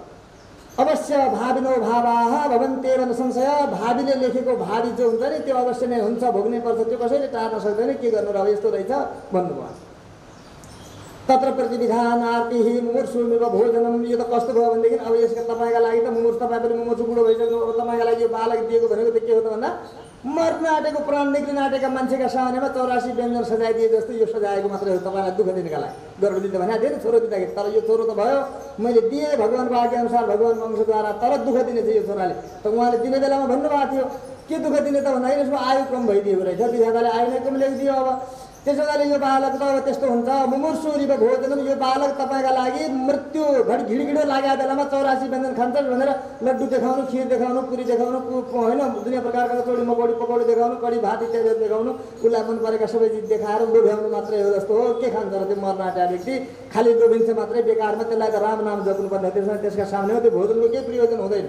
त्यस्तो हो यो बालक पनि। वाल्मीकि पनि हुन्छ इत्युदीर्यगतो ब्रह्मलोकम देवलको मुनि देवल मुनि यति भनेर उनी चाहिँ आफ्नो ब्रह्मलोकबाट आएको थियो, उहाँ गइहाले।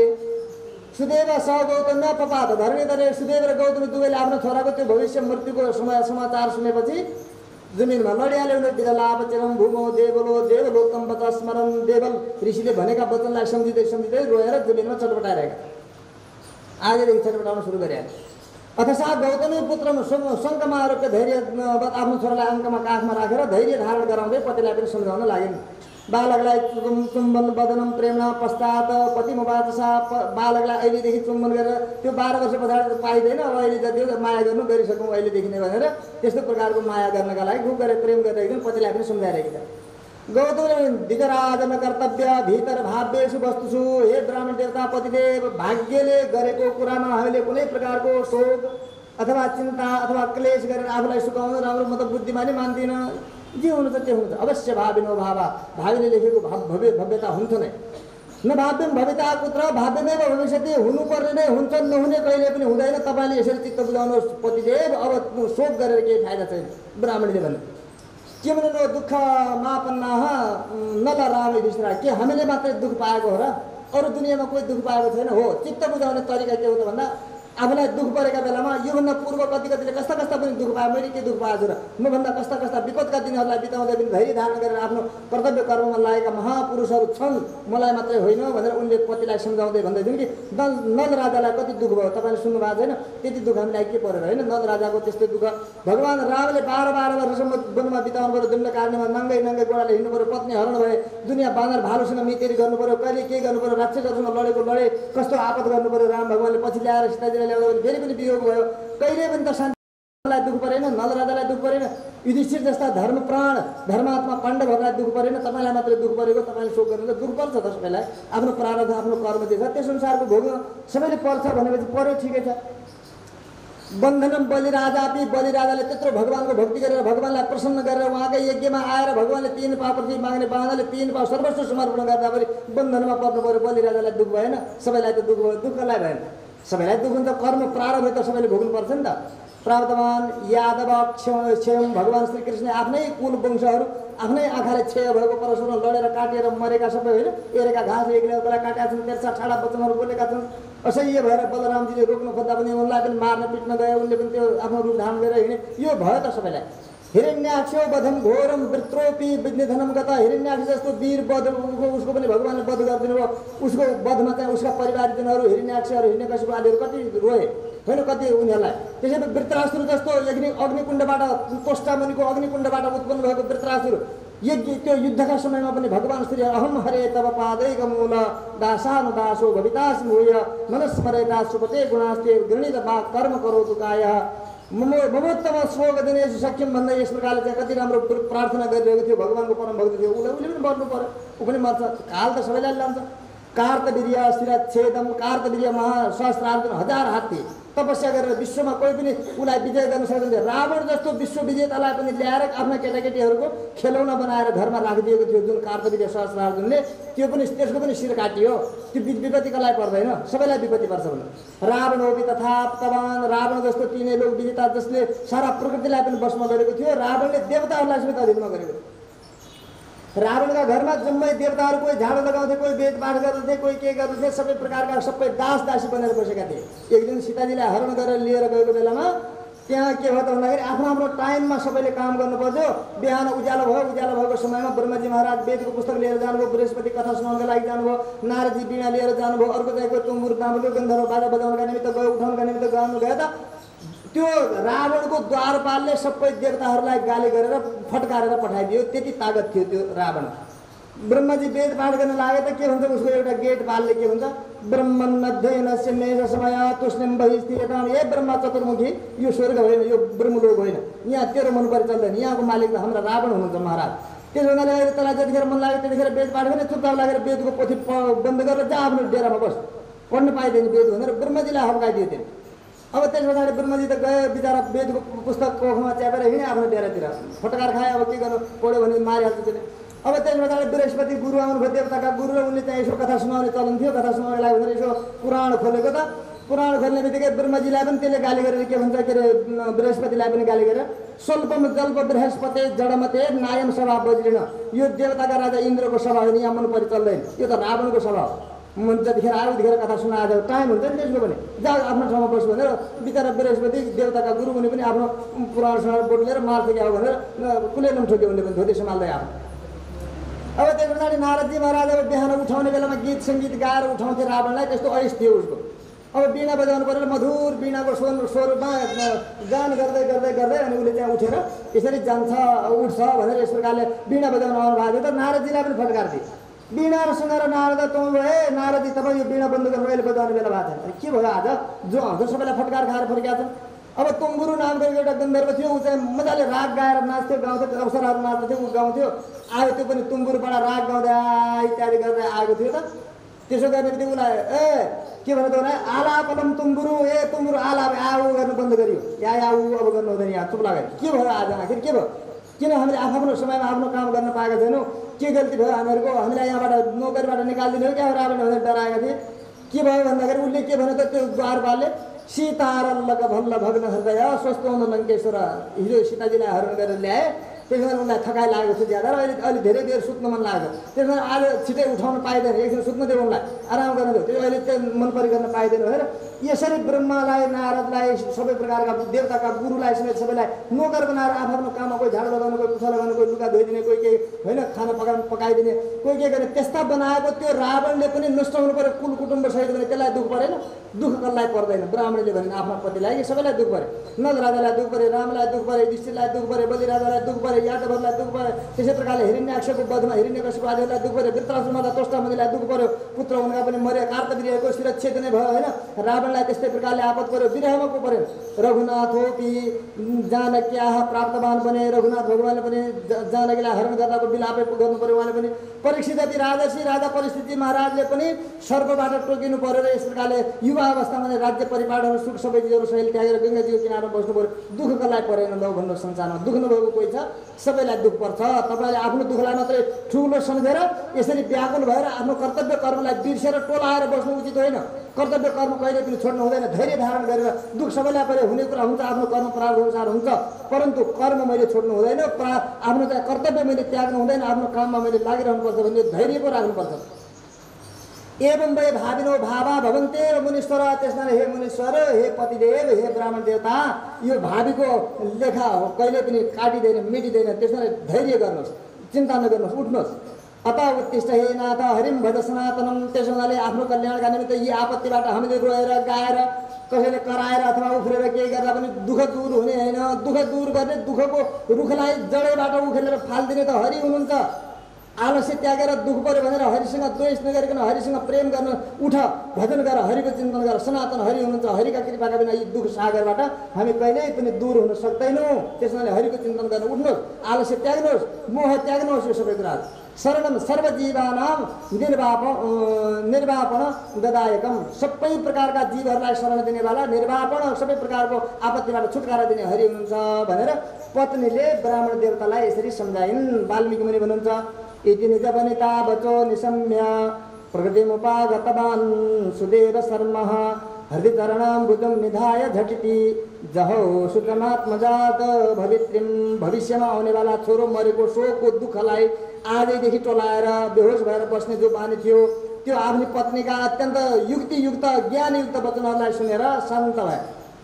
त्यसो हुनाले धर्मपत्नी भनेको पति यदि व्याकुल भयो, छटपटायो, बाहिरतिर बहिर्मुख भएर अति लाग्यो भने पनि त्यस अवस्थामा त्यो पतन हुन लाग्यो पति भने, त्यो पतन हुने अवस्थामा त्यसो होइन हजुर यसरी सम्झिनु, यसो गर्नुहोस् भनेर आफ्नो त्यो पतिलाई चाहिँ पतनबाट माथि उठाउने भएको हुनाले पतनात् नियति इति पत्नी भनेको, पतन हुनबाट जोगाउने भएको हुनाले धर्मपत्नी भनेको। त्यसमा धर्ममा ल्याउने वाली, त्यसलाई चाहिँ फेरि होसमा ल्याउने वाली, त्यसलाई सम्झाउने वाली, बाटो हिँडाउने वाली, त्यस्तो हो। त्यस कारण तिनको नाम पत्नी हो। आज धर्मपत्नीको वचनलाई सुनेर उनले आफ्नो जो आन्तरिक मनको चाहिँ आपत्ति थियो, त्यो पीडा थियो, त्यसलाई चाहिँ उनले शान्त गरे। झटिति हो शोकलाई छोड्ने, ठिकै छ जे हुन्छ त्यो होला, अब मैले अहिलेदेखि रोएर बसेर के फाइदा छ र, जति दिनको यार छ जो त्यति दिनको लागि हुन्छ। यो संसार पाउन नै हो, अझै पाउन लाग्न आएको घर हो, पाउन लागेर आएपछि धेरै दिन यहाँ बस्न पाइँदैन, आफ्नै घर जानुपर्छ। आफ्नो घर जाने टाइम जसमा जति बेलासम्मका लागि आएको छ त्यति बेलासम्म आउँछ, मैले किन शोक गर्नु पऱ्यो भनेर बल्ल उनलाई पनि शोक। त्यसैले यो सत्सङ्गले के गर्छ त भन्दा यस्ता यस्ता शोक सागरबाट पनि यसले उतार्ने काम गर्दछ, विवेक पैदा गरिदिन्छ, ज्ञान पैदा गरिदिन्छ। त्यसले गर्दा हामीले आफूलाई सम्झाउन सक्ने, आफूलाई धैर्य बनाउन सक्ने र आफूलाई सुचारू रूपमा शान्तिपूर्वकको जीवन यहाँ पनि यापन गरेर परमात्मा प्राप्तिको सुन्दर कार्यलाई कार्यलाई पनि सफल बनाउन सक्ने र जीवनलाई धन्य बनाउन सक्ने धैर्यता र त्यो खुबी हामीमा आउँछ। त्यसकारणले कहिल्यै पनि नछोडिकन निरन्तर सत्सङ्गको प्यासी बन्नुपर्छ। ज्ञानीजनहरूको साथमा सङ्गत गर्न कहिल्यै पनि छोड्नु हुँदैन। श्री कृष्णचन्द्र भगवानको राधे राधे गोविन्द गोविन्द राधे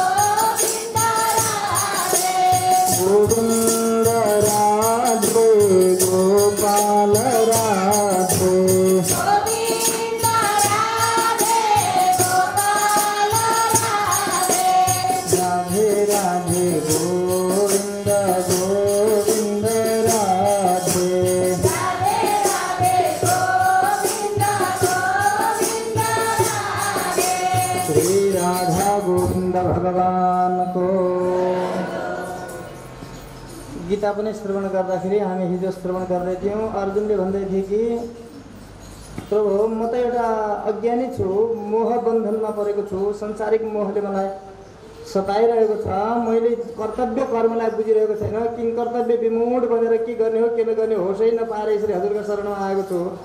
अब हजुरले एउटा म जस्तो अलमलिएका व्यक्तिलाई निश्चित गरेर एउटा कुरा पो भनिदिनु पर्छ त। हजुर त कहिले ज्ञान योग ठुलो हो भन्नुहुन्छ, कहिले कर्मयोग ठुलो हो भन्नुहुन्छ। यदि ज्ञान योग ठुलो हो भनेदेखि मलाई फेरि घोर युद्ध जस्तो कर्ममा लगाउँदै हुनुहुन्छ। यो किन लगाइराख्नु भएको छ? मैले यो गर्नु ठिक हो कि त्यो गर्नु ठिक हो कि मेरो कल्याण कसरी हुने हो? येन श्रेय अपने आम, जेद्वारा मेरो निश्चित रूपमा कल्याण हुन्छ त्यस्तो एउटा कुनै निश्चय कार्य गरेर एउटा बाटोमा मलाई लगाइदिनुहोस्। म हजुरले भनेको बाटोमा त्यही बाटोमा हिँडेर बस आँखा चिम्लेर त्यहीँ हिँड्छु, म अन्यत्र कहीँ पनि सोच विचार इत्यादि केही पनि गर्छु। त भगवान् भन्दै हुनुहुन्छ कि नहि कश्चित क्षणमपि जात तिष्ठत्य कर्मकृत कार्यते हेव स कर्म सर्व प्रकृति जैर गुणै। हेर्नुहोस् अर्जुन, तिमीले सोध्यौ, तर यो कर्म भन्ने कस्तो छ भन्दाखेरि यो कर्म त कसैले पनि नगरिरहनै सक्दैन। कर्म भन्ने चिज नगरिकन कोही रहनै सक्दैन। नहि कश्चित क्षणमपि, एक क्षणका लागि पनि कर्म नगरिकन रह। कर्म भने के? कर्म भनेको क्रियते इति कर्म, ज्ञानेन्द्रिय कर्मेन्द्रियद्वारा गरिनेवाला सम्पूर्ण चिजहरू कर्म हुन्। जस्तो अब तपाईँ आँखा छ, म त केही गर्दिनँ हजुर, आजभोलि त यस्तै छु, चुप्प लागेर बसिया छु भन्यो भने बस्नु पनि कर्म, बसिराख्नु पनि कर्म। एउटा काम त गऱ्यो, बसिराख्ने काम गऱ्यो। अनि त्यसैमा त हेरिरहेको छु, हेरिरहन्छु, बस भइहाल्यो, केही गर्दिनँ अरू भन्छ। हेरि त राखेको छ, हेर्नु पनि कर्म हो। मैले सुनिदिने हो, सुनिदिएको छु, भइहाल्यो, अरूसँग मलाई मतलब जेसुकै गरेर म सुनिदिन्छु, भइहाल्यो, अरू केही गर्दिनँ म त भन्छ भने सुन्ने काम त गरेँ नि, एउटा काम गरेर सुनिदियो। अब कान छँदैछ, सुन्दिनँ भने जबरजस्ती पनि सुनिहाल्छ कानले। म त सुन्दिनँ, कसैले केही सुन्दैन, कानले त सुन्छ, आँखाले त हेर्छ। अब सुगन्ध दुर्गन्ध इत्यादिहरू कहीँ बाटोमा हिँड्दाखेरि म त केही पनि सुगन्ध पनि लिन्न, दुर्गन्ध पनि लिन्न भन्यो भने पनि अब कान नाक छँदैछ, बाटोमा कहीँ सिनो सडेको छ भनेदेखि बाटोमा ओहो के गरायो हो भनेर नाक बन्द गरिहाल्छ।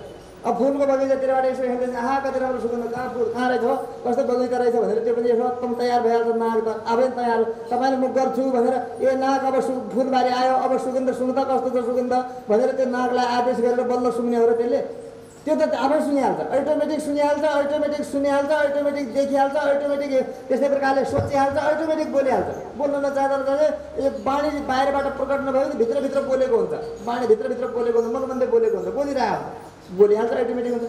अब हिँड्नलाई अलिकति हिँडिहाल्छ, गोडा कहाँ जाने हो, कता जाने हो, कोही निश्चित ठाउँ नगए पनि मन्दिरतिर, तीर्थतिर, यज्ञतिर राम्रो ठाउँमा नहिँड्यो भने कहीँ त हिँड्छ गोडाले, हिँड्ने काम मात्रै नहिँडी त रहँदैन। अब के न के उठाइहाल्छ, दिइहाल्छ, लिइहाल्छ, यसो गर्छ त्यसो गर्छ, हातले पनि काम गरिहाल्छ। त हरेक इन्द्रियहरू प्रकृति जैर गुणै, प्रकृतिका गुणहरू नै त्यस्ता छन्, ती गुणले बनेका ती इन्द्रियहरू नै त्यस्ता छन्। यिनमा क्रियाशीलता छ, कार्य यिनीहरूमा कार्य गर्ने एउटा कामकै लागि बनाएको कर्मेन्द्रिय ज्ञानेन्द्रिय हुन् यिनीहरू, यिनीहरूले काम त गरिहाल्छन्। त्यसैले नहि कस्थित क्षणमपि, एकैछिन केही नगरिकन बस्छु भन्दा कोही बस्नै सक्दैन। अटोमेटिक रूपमा कर्म भइरहेको छ। हेर्दै पनि पाप भइहाल्छ, हेर्न जानेन भने पाप भइहाल्छ, सुन्न जानेन भने पाप भइहाल्छ, सुन्न जानेन भने पाप भइहाल्छ, खान जानेन भने पाप भइहाल्छ, हिँड्न जानेन भने पाप भइहाल्छ, लिन दिन जानेन भने पाप भइहाल्छ, सोच्न जानेन भने पाप भइहाल्छ, विचार गर्न जानेन भने पाप भइहाल्छ, निर्णय गर्न जानेन भने पाप भइहाल्छ। अनि अब पापबाट कसरी बाँच्ने हो? पाप पनि हुन्छ, पुण्य पनि हुन्छ, दुवै हुन्छ। पाप पनि सँगसँगै हुन्छ, पुण्य पनि भइरहेको हुन्छ। तर त्यही रूपमा सकारात्मक रूपमा सबै इन्द्रियहरूलाई बनाउने अभ्यास गरेर भने पुण्य पनि भइदिन्छ र नकारात्मक नै इन्द्रियहरू सबै छन् भनेदेखि नराम्रै देख्छ, नराम्रै सुन्छ, नराम्रै विचार गर्छ, नराम्रै निर्णय गर्छ, नराम्रै बाटो हिँड्छ, नराम्रै सङ्गत गर्छ, सबै गर्दा डुबी पनि हाल्छ। आखिर कर्म चाहिँ गर्दिनँ भनेर बस्न चाहिँ पर्दैन। के राम्रो हुन्छ कि नराम्रो चाहिँ हुन्छ जरुर, गर्छ जरुर, नगरिकन एकैछिन पनि बस्नै सक्दै गर्नै पर्छ, गरिहाल्छ। त्यसो हुनाले कार्यते हेवस कर्म सर्व प्रकृति निर्गुण। आफू जबरजस्ती बसमा गर्छु भन्दा पनि बसमै गर्न नसकेन गरिहाल्छन् कर्म। अब के गर्ने त त्यसो भए? अब गर्ने के हो त? त्यसो भए कसरी बाँच्ने हो त भन्दा भगवान् भन्नुहुन्छ कि कर्मेन्द्रियाणि संयम्य या आस्ते मनसा स्मरन् इन्द्रियार्थान् विमूढात्मा मिथ्याचार समुच्यते भन्नु। जुन व्यक्तिले कर्मेन्द्रियहरूलाई रोकेर मन इन्द्रियहरूका विषयहरूको स्मरण गरिरहन्छ त्यो नै महाको मूढ आत्मा हो, मिथ्याचारी कहलाउँछ त्यो व्यक्ति भन्नु होइन। एउटा पुरुषले जुन व्यक्तिले कर्मेन्द्रियहरूलाई रोकेर मनले मात्र इन्द्रियहरूका विषयहरूको स्मरण गर्दछु, म अरू इन्द्रियहरूलाई रोकेर राख्छु भनेर यदि कसैले भन्छ भने रोक्न सक्दैन। कुनै हालतमा रोकिँदैन इन्द्रियहरू। मनले मात्रै, मनले हेर्छु, मनले खान्छु, मनले सुन्छु, मनले हिँड्छु, मनले दिन्छु, मनले लिन्छु, मनले सोध्छु, मनले विचार गर्छु, मनले निर्णय गर्छु, अरू यी काम गर्ने इन्द्रियहरूलाई सबैलाई ट्याप्प ढोका थुनिदिन्छु, बन्द गरिदिन्छु भनेर यदि कोही मूर्खले सोध्छ भनेदेखि त्यो सक्दैन कसैले पनि। यी ढोका हुन्, यी ढोका बन्द हुने भने यी बनाइदिएका ढोका मात्र छन्, दरवाजा लगाएको छैन, त्यसमा चुक्कुली इत्यादिहरू लगाउन पाइँदैन। त्यस्तो प्रकारको ढोका यदि कसैले मैले सबै बन्द गरेको छु, म त सारा चिज केवल मनले मात्रै गर्छु, मन चङ्गा त कठौती में गङ्गा, धर्मै गर्नु पर्यो भने मनले गर्छु भन्छ। गङ्गा जानु पर्यो भने मनले गरे भइहाल्यो नि, किन जानु पर्यो त्यहाँ मन्दिर? मनमा भरे भइहाल्यो नि, मनले गर्छ। त्यो चाहिँ महामिथ्याचारी हो, मनले मात्रै कर्म हुँदैन। यी साधनहरूको प्रयोग नगरिकन इन्द्रियादिहरूको माध्यमद्वारा कर्ममा परिवर्तन नभइकन मनले मात्रै भक्ति हुँदैन, मनले मात्रै खाइँदैन, मनले मात्रै सुतिँदैन, मनले मात्रै निदाइँदैन, मनले मात्रै हेरिँदैन, मनले मात्रै सुँगिँदैन, मनले मात्रै बोलिँदैन, मनले मात्रै केही पनि विचार गरिँदैन, मनले मात्रै गर्छु भन्न यदि कसैले भन्छ भने त्यो मिथ्याचारी, त्यो झुटो बोल्छ। सबैभन्दा बढी झुटो बोल्ने त्यही नै हो। कोही सक्दैन। मनले मन भइहाल्यो, मनले भइहाल्यो, अरू केही गर्नुपर्छ, देखाउनु किन पर्यो, केही गर्नु पर्यो भन्छ भनेदेखि त्यो मिथ्याचारी हो, त्यो झुटो बोल्नेवाला हो। भगवान् भन्छ झुट हो त्यो। कसैले रोक्नै सक्दैन। आफूलाई कसरी रोक्ने, नाकलाई कसरी रोक्ने, कानलाई कसरी रोक्ने, जिब्रोलाई कसरी रोक्ने, छालालाई कसरी रोक्ने, हातगोडालाई कसरी रोक्ने, मनलाई कसरी रोक्ने, चञ्चल छ मन त, अनि बुद्धिलाई कसरी रोक्ने, यी रोकिँदैन कुनै हालतमा। यस्तेन्द्रियाणि मनसा नियम्यारभते अर्जुन कर्मेन्द्रिय कर्मयोग मशक्ता सविशिष्यते। आसक्ति नभएको र आसक्ति भएको भन्नुमा फरक। त्यो कस्तो हे अर्जुन, जुन पुरुष चाहिँ कस्तो छ भन्दाखेरि मनले इन्द्रियहरूलाई रोकेर, मनले त इन्द्रियहरूलाई मात्रै रोक्नु खोज्ने, रोक्ने अभ्यास गर्ने, मनले रोक्ने हो, त्यसलाई बदल्ने। अब आसक्ति रहित भएर मनले रोकेर इन्द्रियादिहरूलाई कर्मेन्द्रियद्वारा कर्मयोगको आरम्भ जसले गर्दछ त्यो व्यक्ति श्रेष्ठ हो। कर्मेन्द्रियद्वारा नै मनले तिनीहरूलाई रोकेर कुन नराम्रो नेगेटिभ कर्मतिर जहाँ जाँदै थिए त्यसबाट पोजिटिभ कर्मतिर अथवा नकारात्मक भावनाहरू, नकारात्मक कर्मतिरबाट ती इन्द्रियादिहरूको प्रवृत्तिलाई रोकेर तिनलाई चाहिँ सकारात्मक कर्मतिर लगाउन चाहिँ सक्छ। तर रोकेर मनले मात्रै सबै काम गर्छु, इन्द्रियलाई कामै गर्न दिनु भनेर कोही भन्छ भने त्यो मिथ्याचारी। त्यसो हुनाले गर्ने के हो त भन्दाखेरि मनले जस्तो आँखाले आत्मालाई फाइदा नहुने कुरा हेर्छु भन्दैछ भने ए भाइ त्यसो गरेर हुँदैन होइन। के भन्नु भन्दा कृष्णम लोकय लोचनद्वय हरे भन्नु पर्यो। कृष्णम लोकय लोचनद्वय हरे गच्छाङ्गी युगमालयम गोडा बजारतिर जान खोज्दैछन्, तर तपाईँका मनले गोडालाई हिँड्नेबाट त रोक्न सक्दैन, हिँड्नेबाट रोकिदिन्छु भन्न त सक्नुहुन्न, तर बजार जान खोज्ने गोडालाई मन्दिरतिर कुदाउन सक्नुहुन्छ, तीर्थतिर कुदाउन सक्नुहुन्छ, त्यति चाहिँ तपाईँ सक्नुहुन्छ। त्यो गर्ने हो। आँखाले चाहिँ रमझम हेर्छु, म त फिल्म हेर्छु भनेर दौडिँदैछु, के को फिल्म हेर्छु बरु रामलीला हेर्न हिँड्नु, बरु रामलीला हेरौँ, कृष्णलीला हेरौँ, रासलीला हेरौँ, त्यतातिर पो आनन्द आउँछ त भनेर त्यो फिल्म हलतिर दौडिने आँखालाई चाहिँ रामलीलातिर दौडाउन चाहिँ सक्नुहुन्छ, तर आँखै बन्द गरेर रोक्न आँखले चाहिँ सक्नुहुन्न भनेको हो। त्यस्तै प्रकारले कानले के हुन्छ, बढिया लोकगीत सुनेर ठुम्का गाएको सुनेर मजासँग हो, त्यस्तो प्रकारको त्यो गीत सुन्छु भनेर भन्दैछ भनेपछि ए मूर्ख, गीत सुनेर के पाउने, बरु भजन सुन भन्न सक्नुहुन्छ, तर सुन्नेबाटै रोक्न चाहिँ सकिँदैन भनेको। सुन्नबाटै कानलाई रोक्न सकिँदैन। भजन सुन्न त त्यसलाई त भजन सुन्दैन, ए कान मेरो कल्याण पनि हुन्छ, तेरो पनि सुन्ने काम हो, सुनिदिन्छ, त्यसले त सुन्नै त हो। आखिर तँलाई त सुनेर केही मिल्ने त होइन। सुनेर नाकलाई केही मिल्दैन, सुनेर कानलाई केही मिल्दैन, हेरेर आँखालाई केही मिल्दैन, चाखेर जिब्रोलाई केही मिल्दैन। मजा लिने त अर्कै छ, तैँले त लिइदिनु हो, जस्तो मजा लिए पनि तँलाई कसैलाई फाइदा नहुने मजा किन लिन्छस्, बरु मलाई फाइदा हुने मजा लिइँदैन भनेर यी इन्द्रियहरूलाई सम्झाउन सकिन्छ। हातले कसैको चोरी गर्ने ठाउँमा भाइ चोरी नगर, कसैलाई मारे ठाउँमा भाइ नमार, हत्या नगर, बरु कसैको उपकार गर, कसैलाई दान गर, बरु भन्न त्यो सकिन्छ। हातलाई त्यसरी रोक्न सकिन्छ, तर हातको काम रोक्न सकिँदैन, तर हातलाई दिशा बदल्न सकिन्छ। मन इन्द्रिय आदिहरू हाम्रा जो कर्मेन्द्रिय ज्ञानेन्द्रियहरू छन्, यी कर्मेन्द्रिय ज्ञानेन्द्रियहरूलाई काम गर्नैबाट रोक्छु भन्नु मूर्खताको काम त गर्छन् यिनीहरू, तर कामको दिशा बदल्न सकिन्छ, त्यो बुद्धिमानी। कामको दिशा बदल्नुपर्छ। यस्तो इन्द्रियाणि मनसा नियम्या रभते, मनले नियमन गरेर भगवान्ले जसरी हाम्रा आचार्यले भन्नुभयो नि, माभिर्मन्दमनो विचिन्त्य बहुधा यामी स्थिरं यातना नामेन प्रभवन्ति पापरिभव स्वामी नमो श्रीधर आलस्यम व्यपनीय भक्ति सुलभम ध्याय स्वनारायणम। मनलाई ध्यान गर। मुकुन्दमाला राम्रोसँग पढ्नुहोस्। इन्द्रियहरूलाई कस्तो गर्नुपर्छ भनेर मुकुन्दमालामा हाम्रा आचार्य कुलशेखर स्वामीले राम्रोसँग इन्द्रियहरूलाई कता कता कसरी लगाउनुपर्छ, कसरी सम्झाउनुपर्छ भन्ने कुरा राम्रोसँग बताउनु भएको छ। मुकुन्दमाला स्तोत्र बहुत राम्रो छ। हाम्रा आचार्यहरूले गाएका दिव्य आलमदार स्तोत्रहरू, मुकुन्दमाला स्तोत्रहरू यी कति सुन्दर छन्, कति राम्रो। यतिराज विंशति आदिहरू छन्। आफूलाई यस प्रकारले आत्मालोचना गर्नका निमित्त, आफूलाई नैत्यानुसन्धान गर्नका निमित्त यी सब चिजहरू हाम्रा आचार्यहरूले सम्पत्ति दिएका छन्। त्यो दुध बनाए दोहेर राखेको दुध पिउनु मात्रै छ। हामीले त कम्तीमा अलिकति समय निकालेर मन त्यतातिर लगाइदिएर पिउने कोसिस गर्नुहोस्। पिदिएपछि त्यो दुध पिइसकेपछि, अमृत पिइसकेपछि निश्चित रूपमा हामीलाई निरोगी बनाउँछ। रोग प्रतिरोधक क्षमता त्यसले बढाउँछ। जरुरी यो संसाररूपी भवरोग जो छ, यो भवरोगबाट हामीलाई प्रतिरोधक क्षमता बढाउँछ। कोरोना सोरोना लाग्दैनन् त्यस पछाडि। माने यस्तो प्रकारको प्रतिरोधक क्षमता यसरी बढ्दछ। यसरी गर्न सकिन्छ। यो विशेषता हो मानवको। यसैमा चाहिँ जसले यो गर्न सक्दछ, दिशा बदलेर नकारात्मकबाट सकारात्मकतिर, अवनति हुनेतिर उन्नतितिर, होइन। माने के भन्छ वेदले पनि के भनेको छ त भन्दाखेरि तमसोमा ज्योतिर्गमय, होइन, मृत्युमा अमृत्युर्गमय, होइन। मृत्युतिर नजाऊ, अमृततिर जाऊ, तमोगुणतिर नजाऊ, ज्ञानतिर जाऊ, होइन। यस प्रकारले असत्यतिर नजाऊ, सत्यतिर जाऊ भनेर वेदले भन्छ नि। तमसोमा ज्योतिर्गमय मृत्युमा अमृत्युर्गमय, होइन, हो। असत्यमा नजाऊ, यसरी वेदले जसरी भनिरहेको छ। नकारात्मकबाट सकारात्मकतिर ल्याउन सक्छ, बदल्न सक्छ, तर रोक्न सक्दैन कसैले पनि। रोक्छु यदि र मनले मात्रै सबै काम गर्छु, यिनलाई सबै ढोका बन्द गरिदिन्छु भन्छ कोही भने त्यो गलत। नियतम कुरु कर्मत्वम कर्म ज्यायो हि कर्मण शरीर यात्रा विजते न प्रसिद्धेद कर्मण। नियतम कुरु कर्मत्व, नियमित रूपमा। तिमीले नियत रूपमा माने सधैँ नियमित रूपमा कर्म गर्नुपर्छ। किनकि अकर्म भनेको केवल ज्ञानमा निष्ठा भएर चुप्प लागेर बस्छु, सबै बन्द गरिदिन्छु भनेर बस्यो भने, ज्ञानमा मात्र निष्ठा गरेर कर्म छोडिदिएर गर्छु भने त्यसको चाहिँ अपेक्षा कर्म श्रेष्ठ हो। ध्यान गरेर बस्नुभन्दा पनि फुल गोडेर भगवान्का लागि बगैँचा फुलाउनु राम्रो।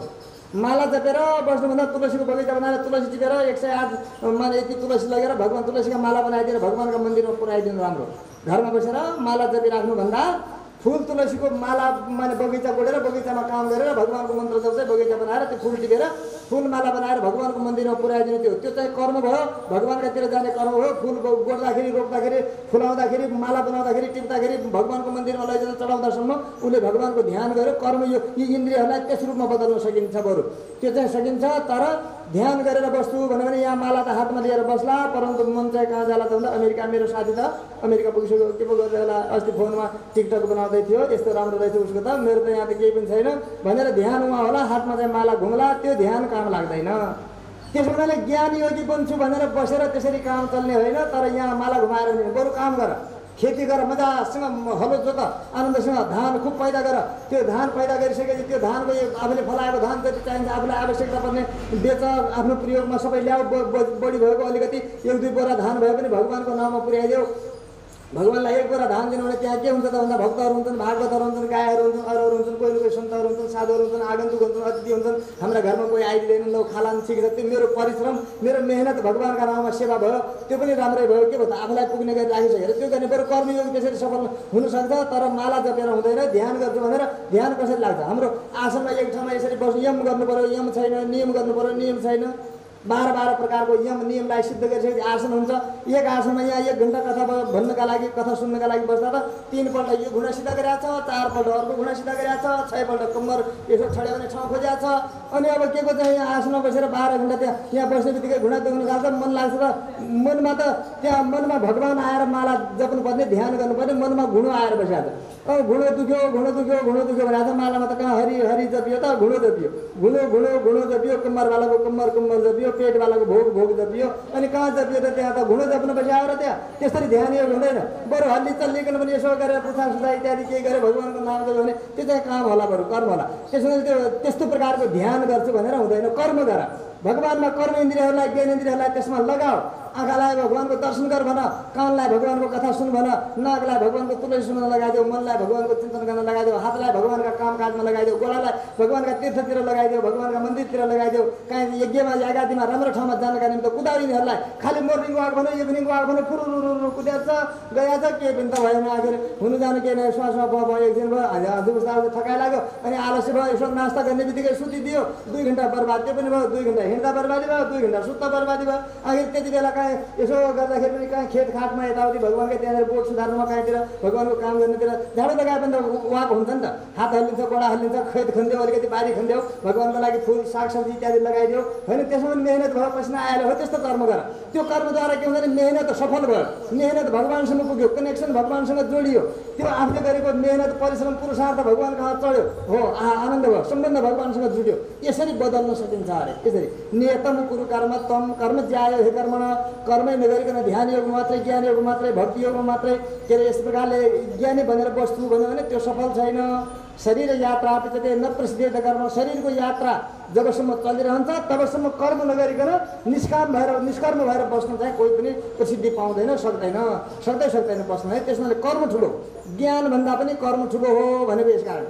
ज्ञानभन्दा कर्म ठुलो। ज्ञान त कर्म गर्ने तरिका आइडिया जान्नका लागि ज्ञान चाहिन्छ।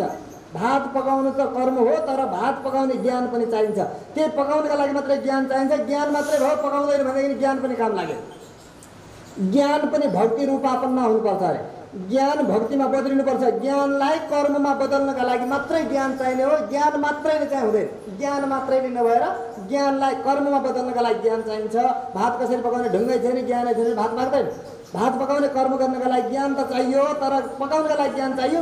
पकाउन जानेको छ तर पकाउँदैन, कर्म बदल्दैन, भोग मर्दैन। भोग मर्नका लागि भात पकाउने ज्ञान पनि चाहियो र भात पकाउनु पनि पर्यो। पकाएर खाएर मात्रै भोग मर्छ, नभए भोग मर्दैन। त्यसै प्रकारले ज्ञान आवश्यक त हो, तर कतिसम्म आवश्यक त भन्दा कर्तव्यमा बदल्नका लागि, आफूमा त्यस्तो प्रकार कर्तव्य परायणमा ल्याउनका निमित्त कर्ममा बदल्नका लागि मात्रै त्यो ज्ञान आवश्यक हुन्छ। त्यो ज्ञानका बिना ज्ञान मुक्ति हुँदैन भनेको। किनकि ज्ञानका बिना कर्ममा प्रवृत्ति नै हुँदैन, कर्मै गर्दैन। कर्म नगरिकन उसलाई चाहिँ फल प्राप्त हुँदैन। फल त कर्मको मिल्ने हो, ज्ञानको मिल्दैन। त्यसो हुनाले यसो गर्नुपर्छ। कर्म गर्दाखेरि के गर्ने त यज्ञार्थात् कर्मणो अन्यत्र लोकोयम कर्म बन्धन तदर्थम कर्म कौन्तेय मुक्तसङ्ग समाचार। कर्म गर, तर कसरी गर्दा भन्दा यज्ञार्थात् कर्मणो अन्यत्र, यज्ञका लागि कर्म। यज्ञ भनेको हवन गर्ने ठाउँ, हवन कुण्डलाई यज्ञ भन्ने होइन। यज्ञो यज्ञपति यज्ञ यज्ञङ्गो यज्ञ वाहन यज्ञभृत यज्ञकृत यज्ञ यज्ञङ्गो यज्ञ वाहन भनेर कति यज्ञ भनेर भगवान्का 1000 नाउँमा चाहिँ कतिपल्ट भगवान्को नाम यज्ञ भनेर भनिएको। यज्ञ भनेको भगवान। यज्ञार्थात् कर्मणो अन्यत्र, यज्ञका लागि कर्म गर भनेको जे गर्छौ, हिँड्छौ भगवान्का लागि हिँड, त्यो सफल हुन्छ। खान्छौ भगवान्का लागि खाऊ, उठ्छौ भगवान्का लागि उठ, सुत्छौ भगवान्का लागि सुत, बोल्छौ भगवान्का लागि बोल, गर्छौ भगवान्का लागि गर, मर्छौ भगवान्का लागि मर, बाँच्छौ भगवान्का लागि बाँच। हरेक चिज भगवान्का लागि। यज्ञार्थात् कर्मणो अन्यत्र, यो जीवन हाम्रा लागि होइन, आफूलाई लागि भनेर केही पनि नगर, भगवान्का लागि गर। जे गर्छौ भगवान्का लागि गर। हिँड्नु डुल्नु बाँच्नु उठ्नु खानु पिउनु बोल्नु होइन, लड्नु झगड्नु सबै चिजहरू रिसाउनु उठाउनु सबै चिजहरू जे गर्छौँ हामीले त्यो यज्ञका निमित्त गर। भगवान्का लागि रिसाउनु पनि एउटा कर्म, रिसाउँदा पनि भक्ति हुन्छ। शिशुपाल भगवान्का लागि रिसायो, 100 गाले प्रत्येक दिन दियो, तर मुक्ति भयो। विषय दिएर मार्ने त्यस्तो प्रकारको नराम्रो कलुषित भावना आउँछ भने भगवान्का प्रति गर। पुतनाले स्तनमा विष पान गरेर पिलाए, तर विषय पिलायो भने भगवान्का लागि पिलाए, तर उसको कल्याण भइहाल्यो। जे गर्छौ भगवान्का लागि गर। राम्रो गर्छौ भगवान्का लागि गर, नराम्रो गर्छौ भगवान्का लागि गर। राम्रो नराम्रो भावना पूर्व कर्मानुसार हामीहरूको भावना बनेको हुन्छ। त्यो बनेको भावनालाई नै भगवान्कातिर त्यसलाई मोड्देऊ, भगवान्का परिवर्तन गरेर काम गर, सफल हुन्छ। त्यसो हुनाले भन्नु कि यज्ञार्थात् कर्मणो अन्यत्र लोकोयम कर्म बन्धन। लोकका निमित्त, दुनियाँका निमित्त, आफ्ना निमित्त यदि कर्म गरेको छ भने त्यही बन्धनको कारण बन्दछ। तिनै कर्म यदि भगवान्का निमित्त भनेर गरिदिएको छ भने, चोरी गर्नु पनि भगवान्का निमित्त गरेको छ चोरी भने त्यो पनि के हुन्छ त सकारात्मक। हाम्रा स्वामीजीहरूको तपाईँले पुराना चरित्रहरू सुन्नुभयो होला। परकाल स्वामीजीले 1000 भागवतहरूलाई 1000 वैष्णवलाई रोज भोजन गराउँछु भन्नु। अब राजा हुनुहुन्थ्यो, घरको सम्पत्ति सबै सकियो। त्यस पछाडि के गर्ने त भन्दा भागवतहरू भोकै रहने भयो भनेर चोरी गरेर पनि भगवान्लाई खुवाउनुभयो। तर त्यो भगवान्का निमित्त भागवतहरूका निमित्त चोरी गरेको हुनाले त्यो चोरी पनि भक्तिमा बदलियो। विष खुवाउनु पनि भगवानको भक्तिका रूपमा बदलियो, गाली गर्नु पनि भगवानका भक्तिका रूपमा गरियो, द्वेष गर्यो कंसले द्वेष गर्नु पनि भगवानका भक्तिका रूपमा बदलियो। जे गर्छौ कर्म त्यो भक्तिका लागि गर, भगवानका लागि गर। त्यो भगवानका लागि द्वेष गरे पनि, इच्छा गरे पनि, चोरी गरे पनि, राम्रो गरे पनि, नराम्रो गरे पनि, भक्ति गरे पनि, जे गरे पनि भगवानका लागि गर। हिँडे पनि, डुले पनि, खाए पनि, सुते पनि, बसे पनि, रोए पनि, कराए पनि, रिस गरे पनि, डाहा गरे पनि, जे गरे पनि भगवानका लागि मात्रै गर। आफ्ना निमित्त र लोकका निमित्त, यो दुनियाँका निमित्त र भगवानका आफ्ना निमित्त भनेर नगर। यज्ञार्थात् कर्मण्यत्र लोकोयम कर्मबन्धन। तिनै कर्म यदि भगवानका निमित्त गरियो भनेदेखि मुक्तिका कारण बन्दछन्। तिनै कर्म यदि आफ्ना निमित्त र लोकका निमित्त गरियो भने बन्धनका कारण बन्दछन्। आफ्ना लागि, लोकका लागि, दुनियाँका लागि नसोच। त्यसो हुनाले तदर्थम कर्म कौन्तेय, उनै परमात्माका निमित्त मुक्तिको भावनालाई राखेर कर्म गर, परन्तु मुक्तसँग समाचार।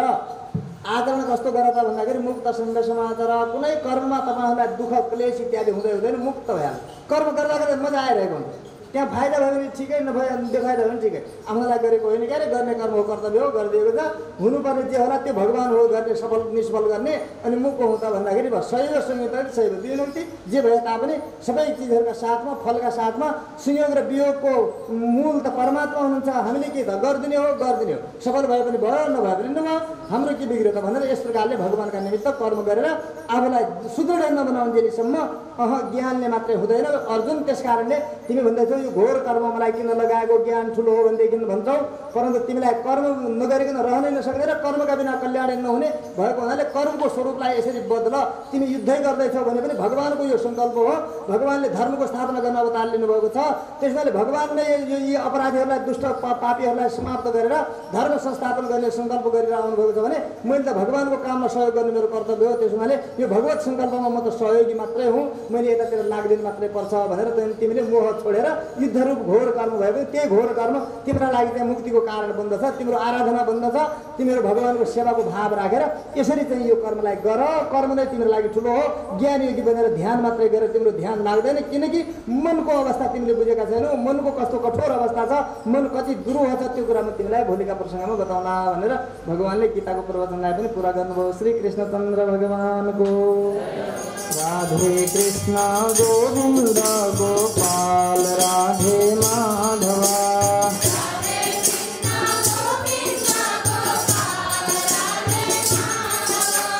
राधे कृष्ण गोविन्द गोपाल राधे माधवा।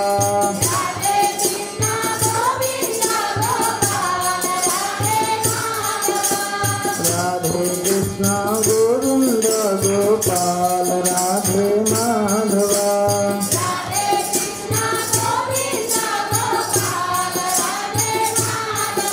गोविन्द राधे माधव गोपाल राधे माधव। गोविन्द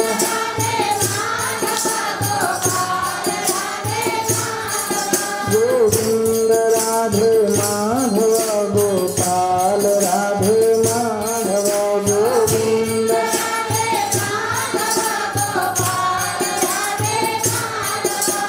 राधे कृष्ण गोविन्द गोपाल राधे माधवा।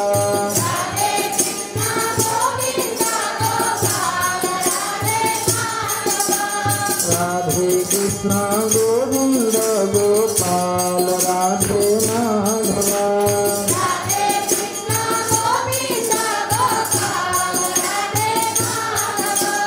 राधे कृष्ण गोविन्द गोपाल राधे माधवा।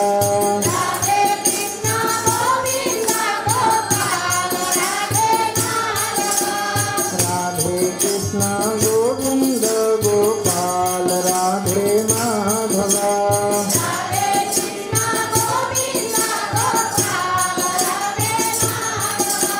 श्री राधा माधव भगवान को पदविष्णोः परमं पदं सदा पश्यन्ति सूरयः दिवीरदक्षुरादं पवित्राशो विभिन्नवोजा दिवागुंसस्मिन्दले। विष्णोर्यत् परमं पदं पर्याप्त्यानन्तरायाय सर्वस्तोमोतिरारात्रौत्तम भवति सर्वस्याप्ते। सर्वसिद्धीते स्वतमेव तेनाप्नोति सर्वं जयति हरिः ओम। शान्ति शान्ति शान्तिः। जयतु जयतु देवो देवकी नन्दनोऽयं। जयतु जयतु कृष्ण वृष्टिवंशप्रदीप। जयतु जयतु मेघश्यामला कोमलाङ्गो।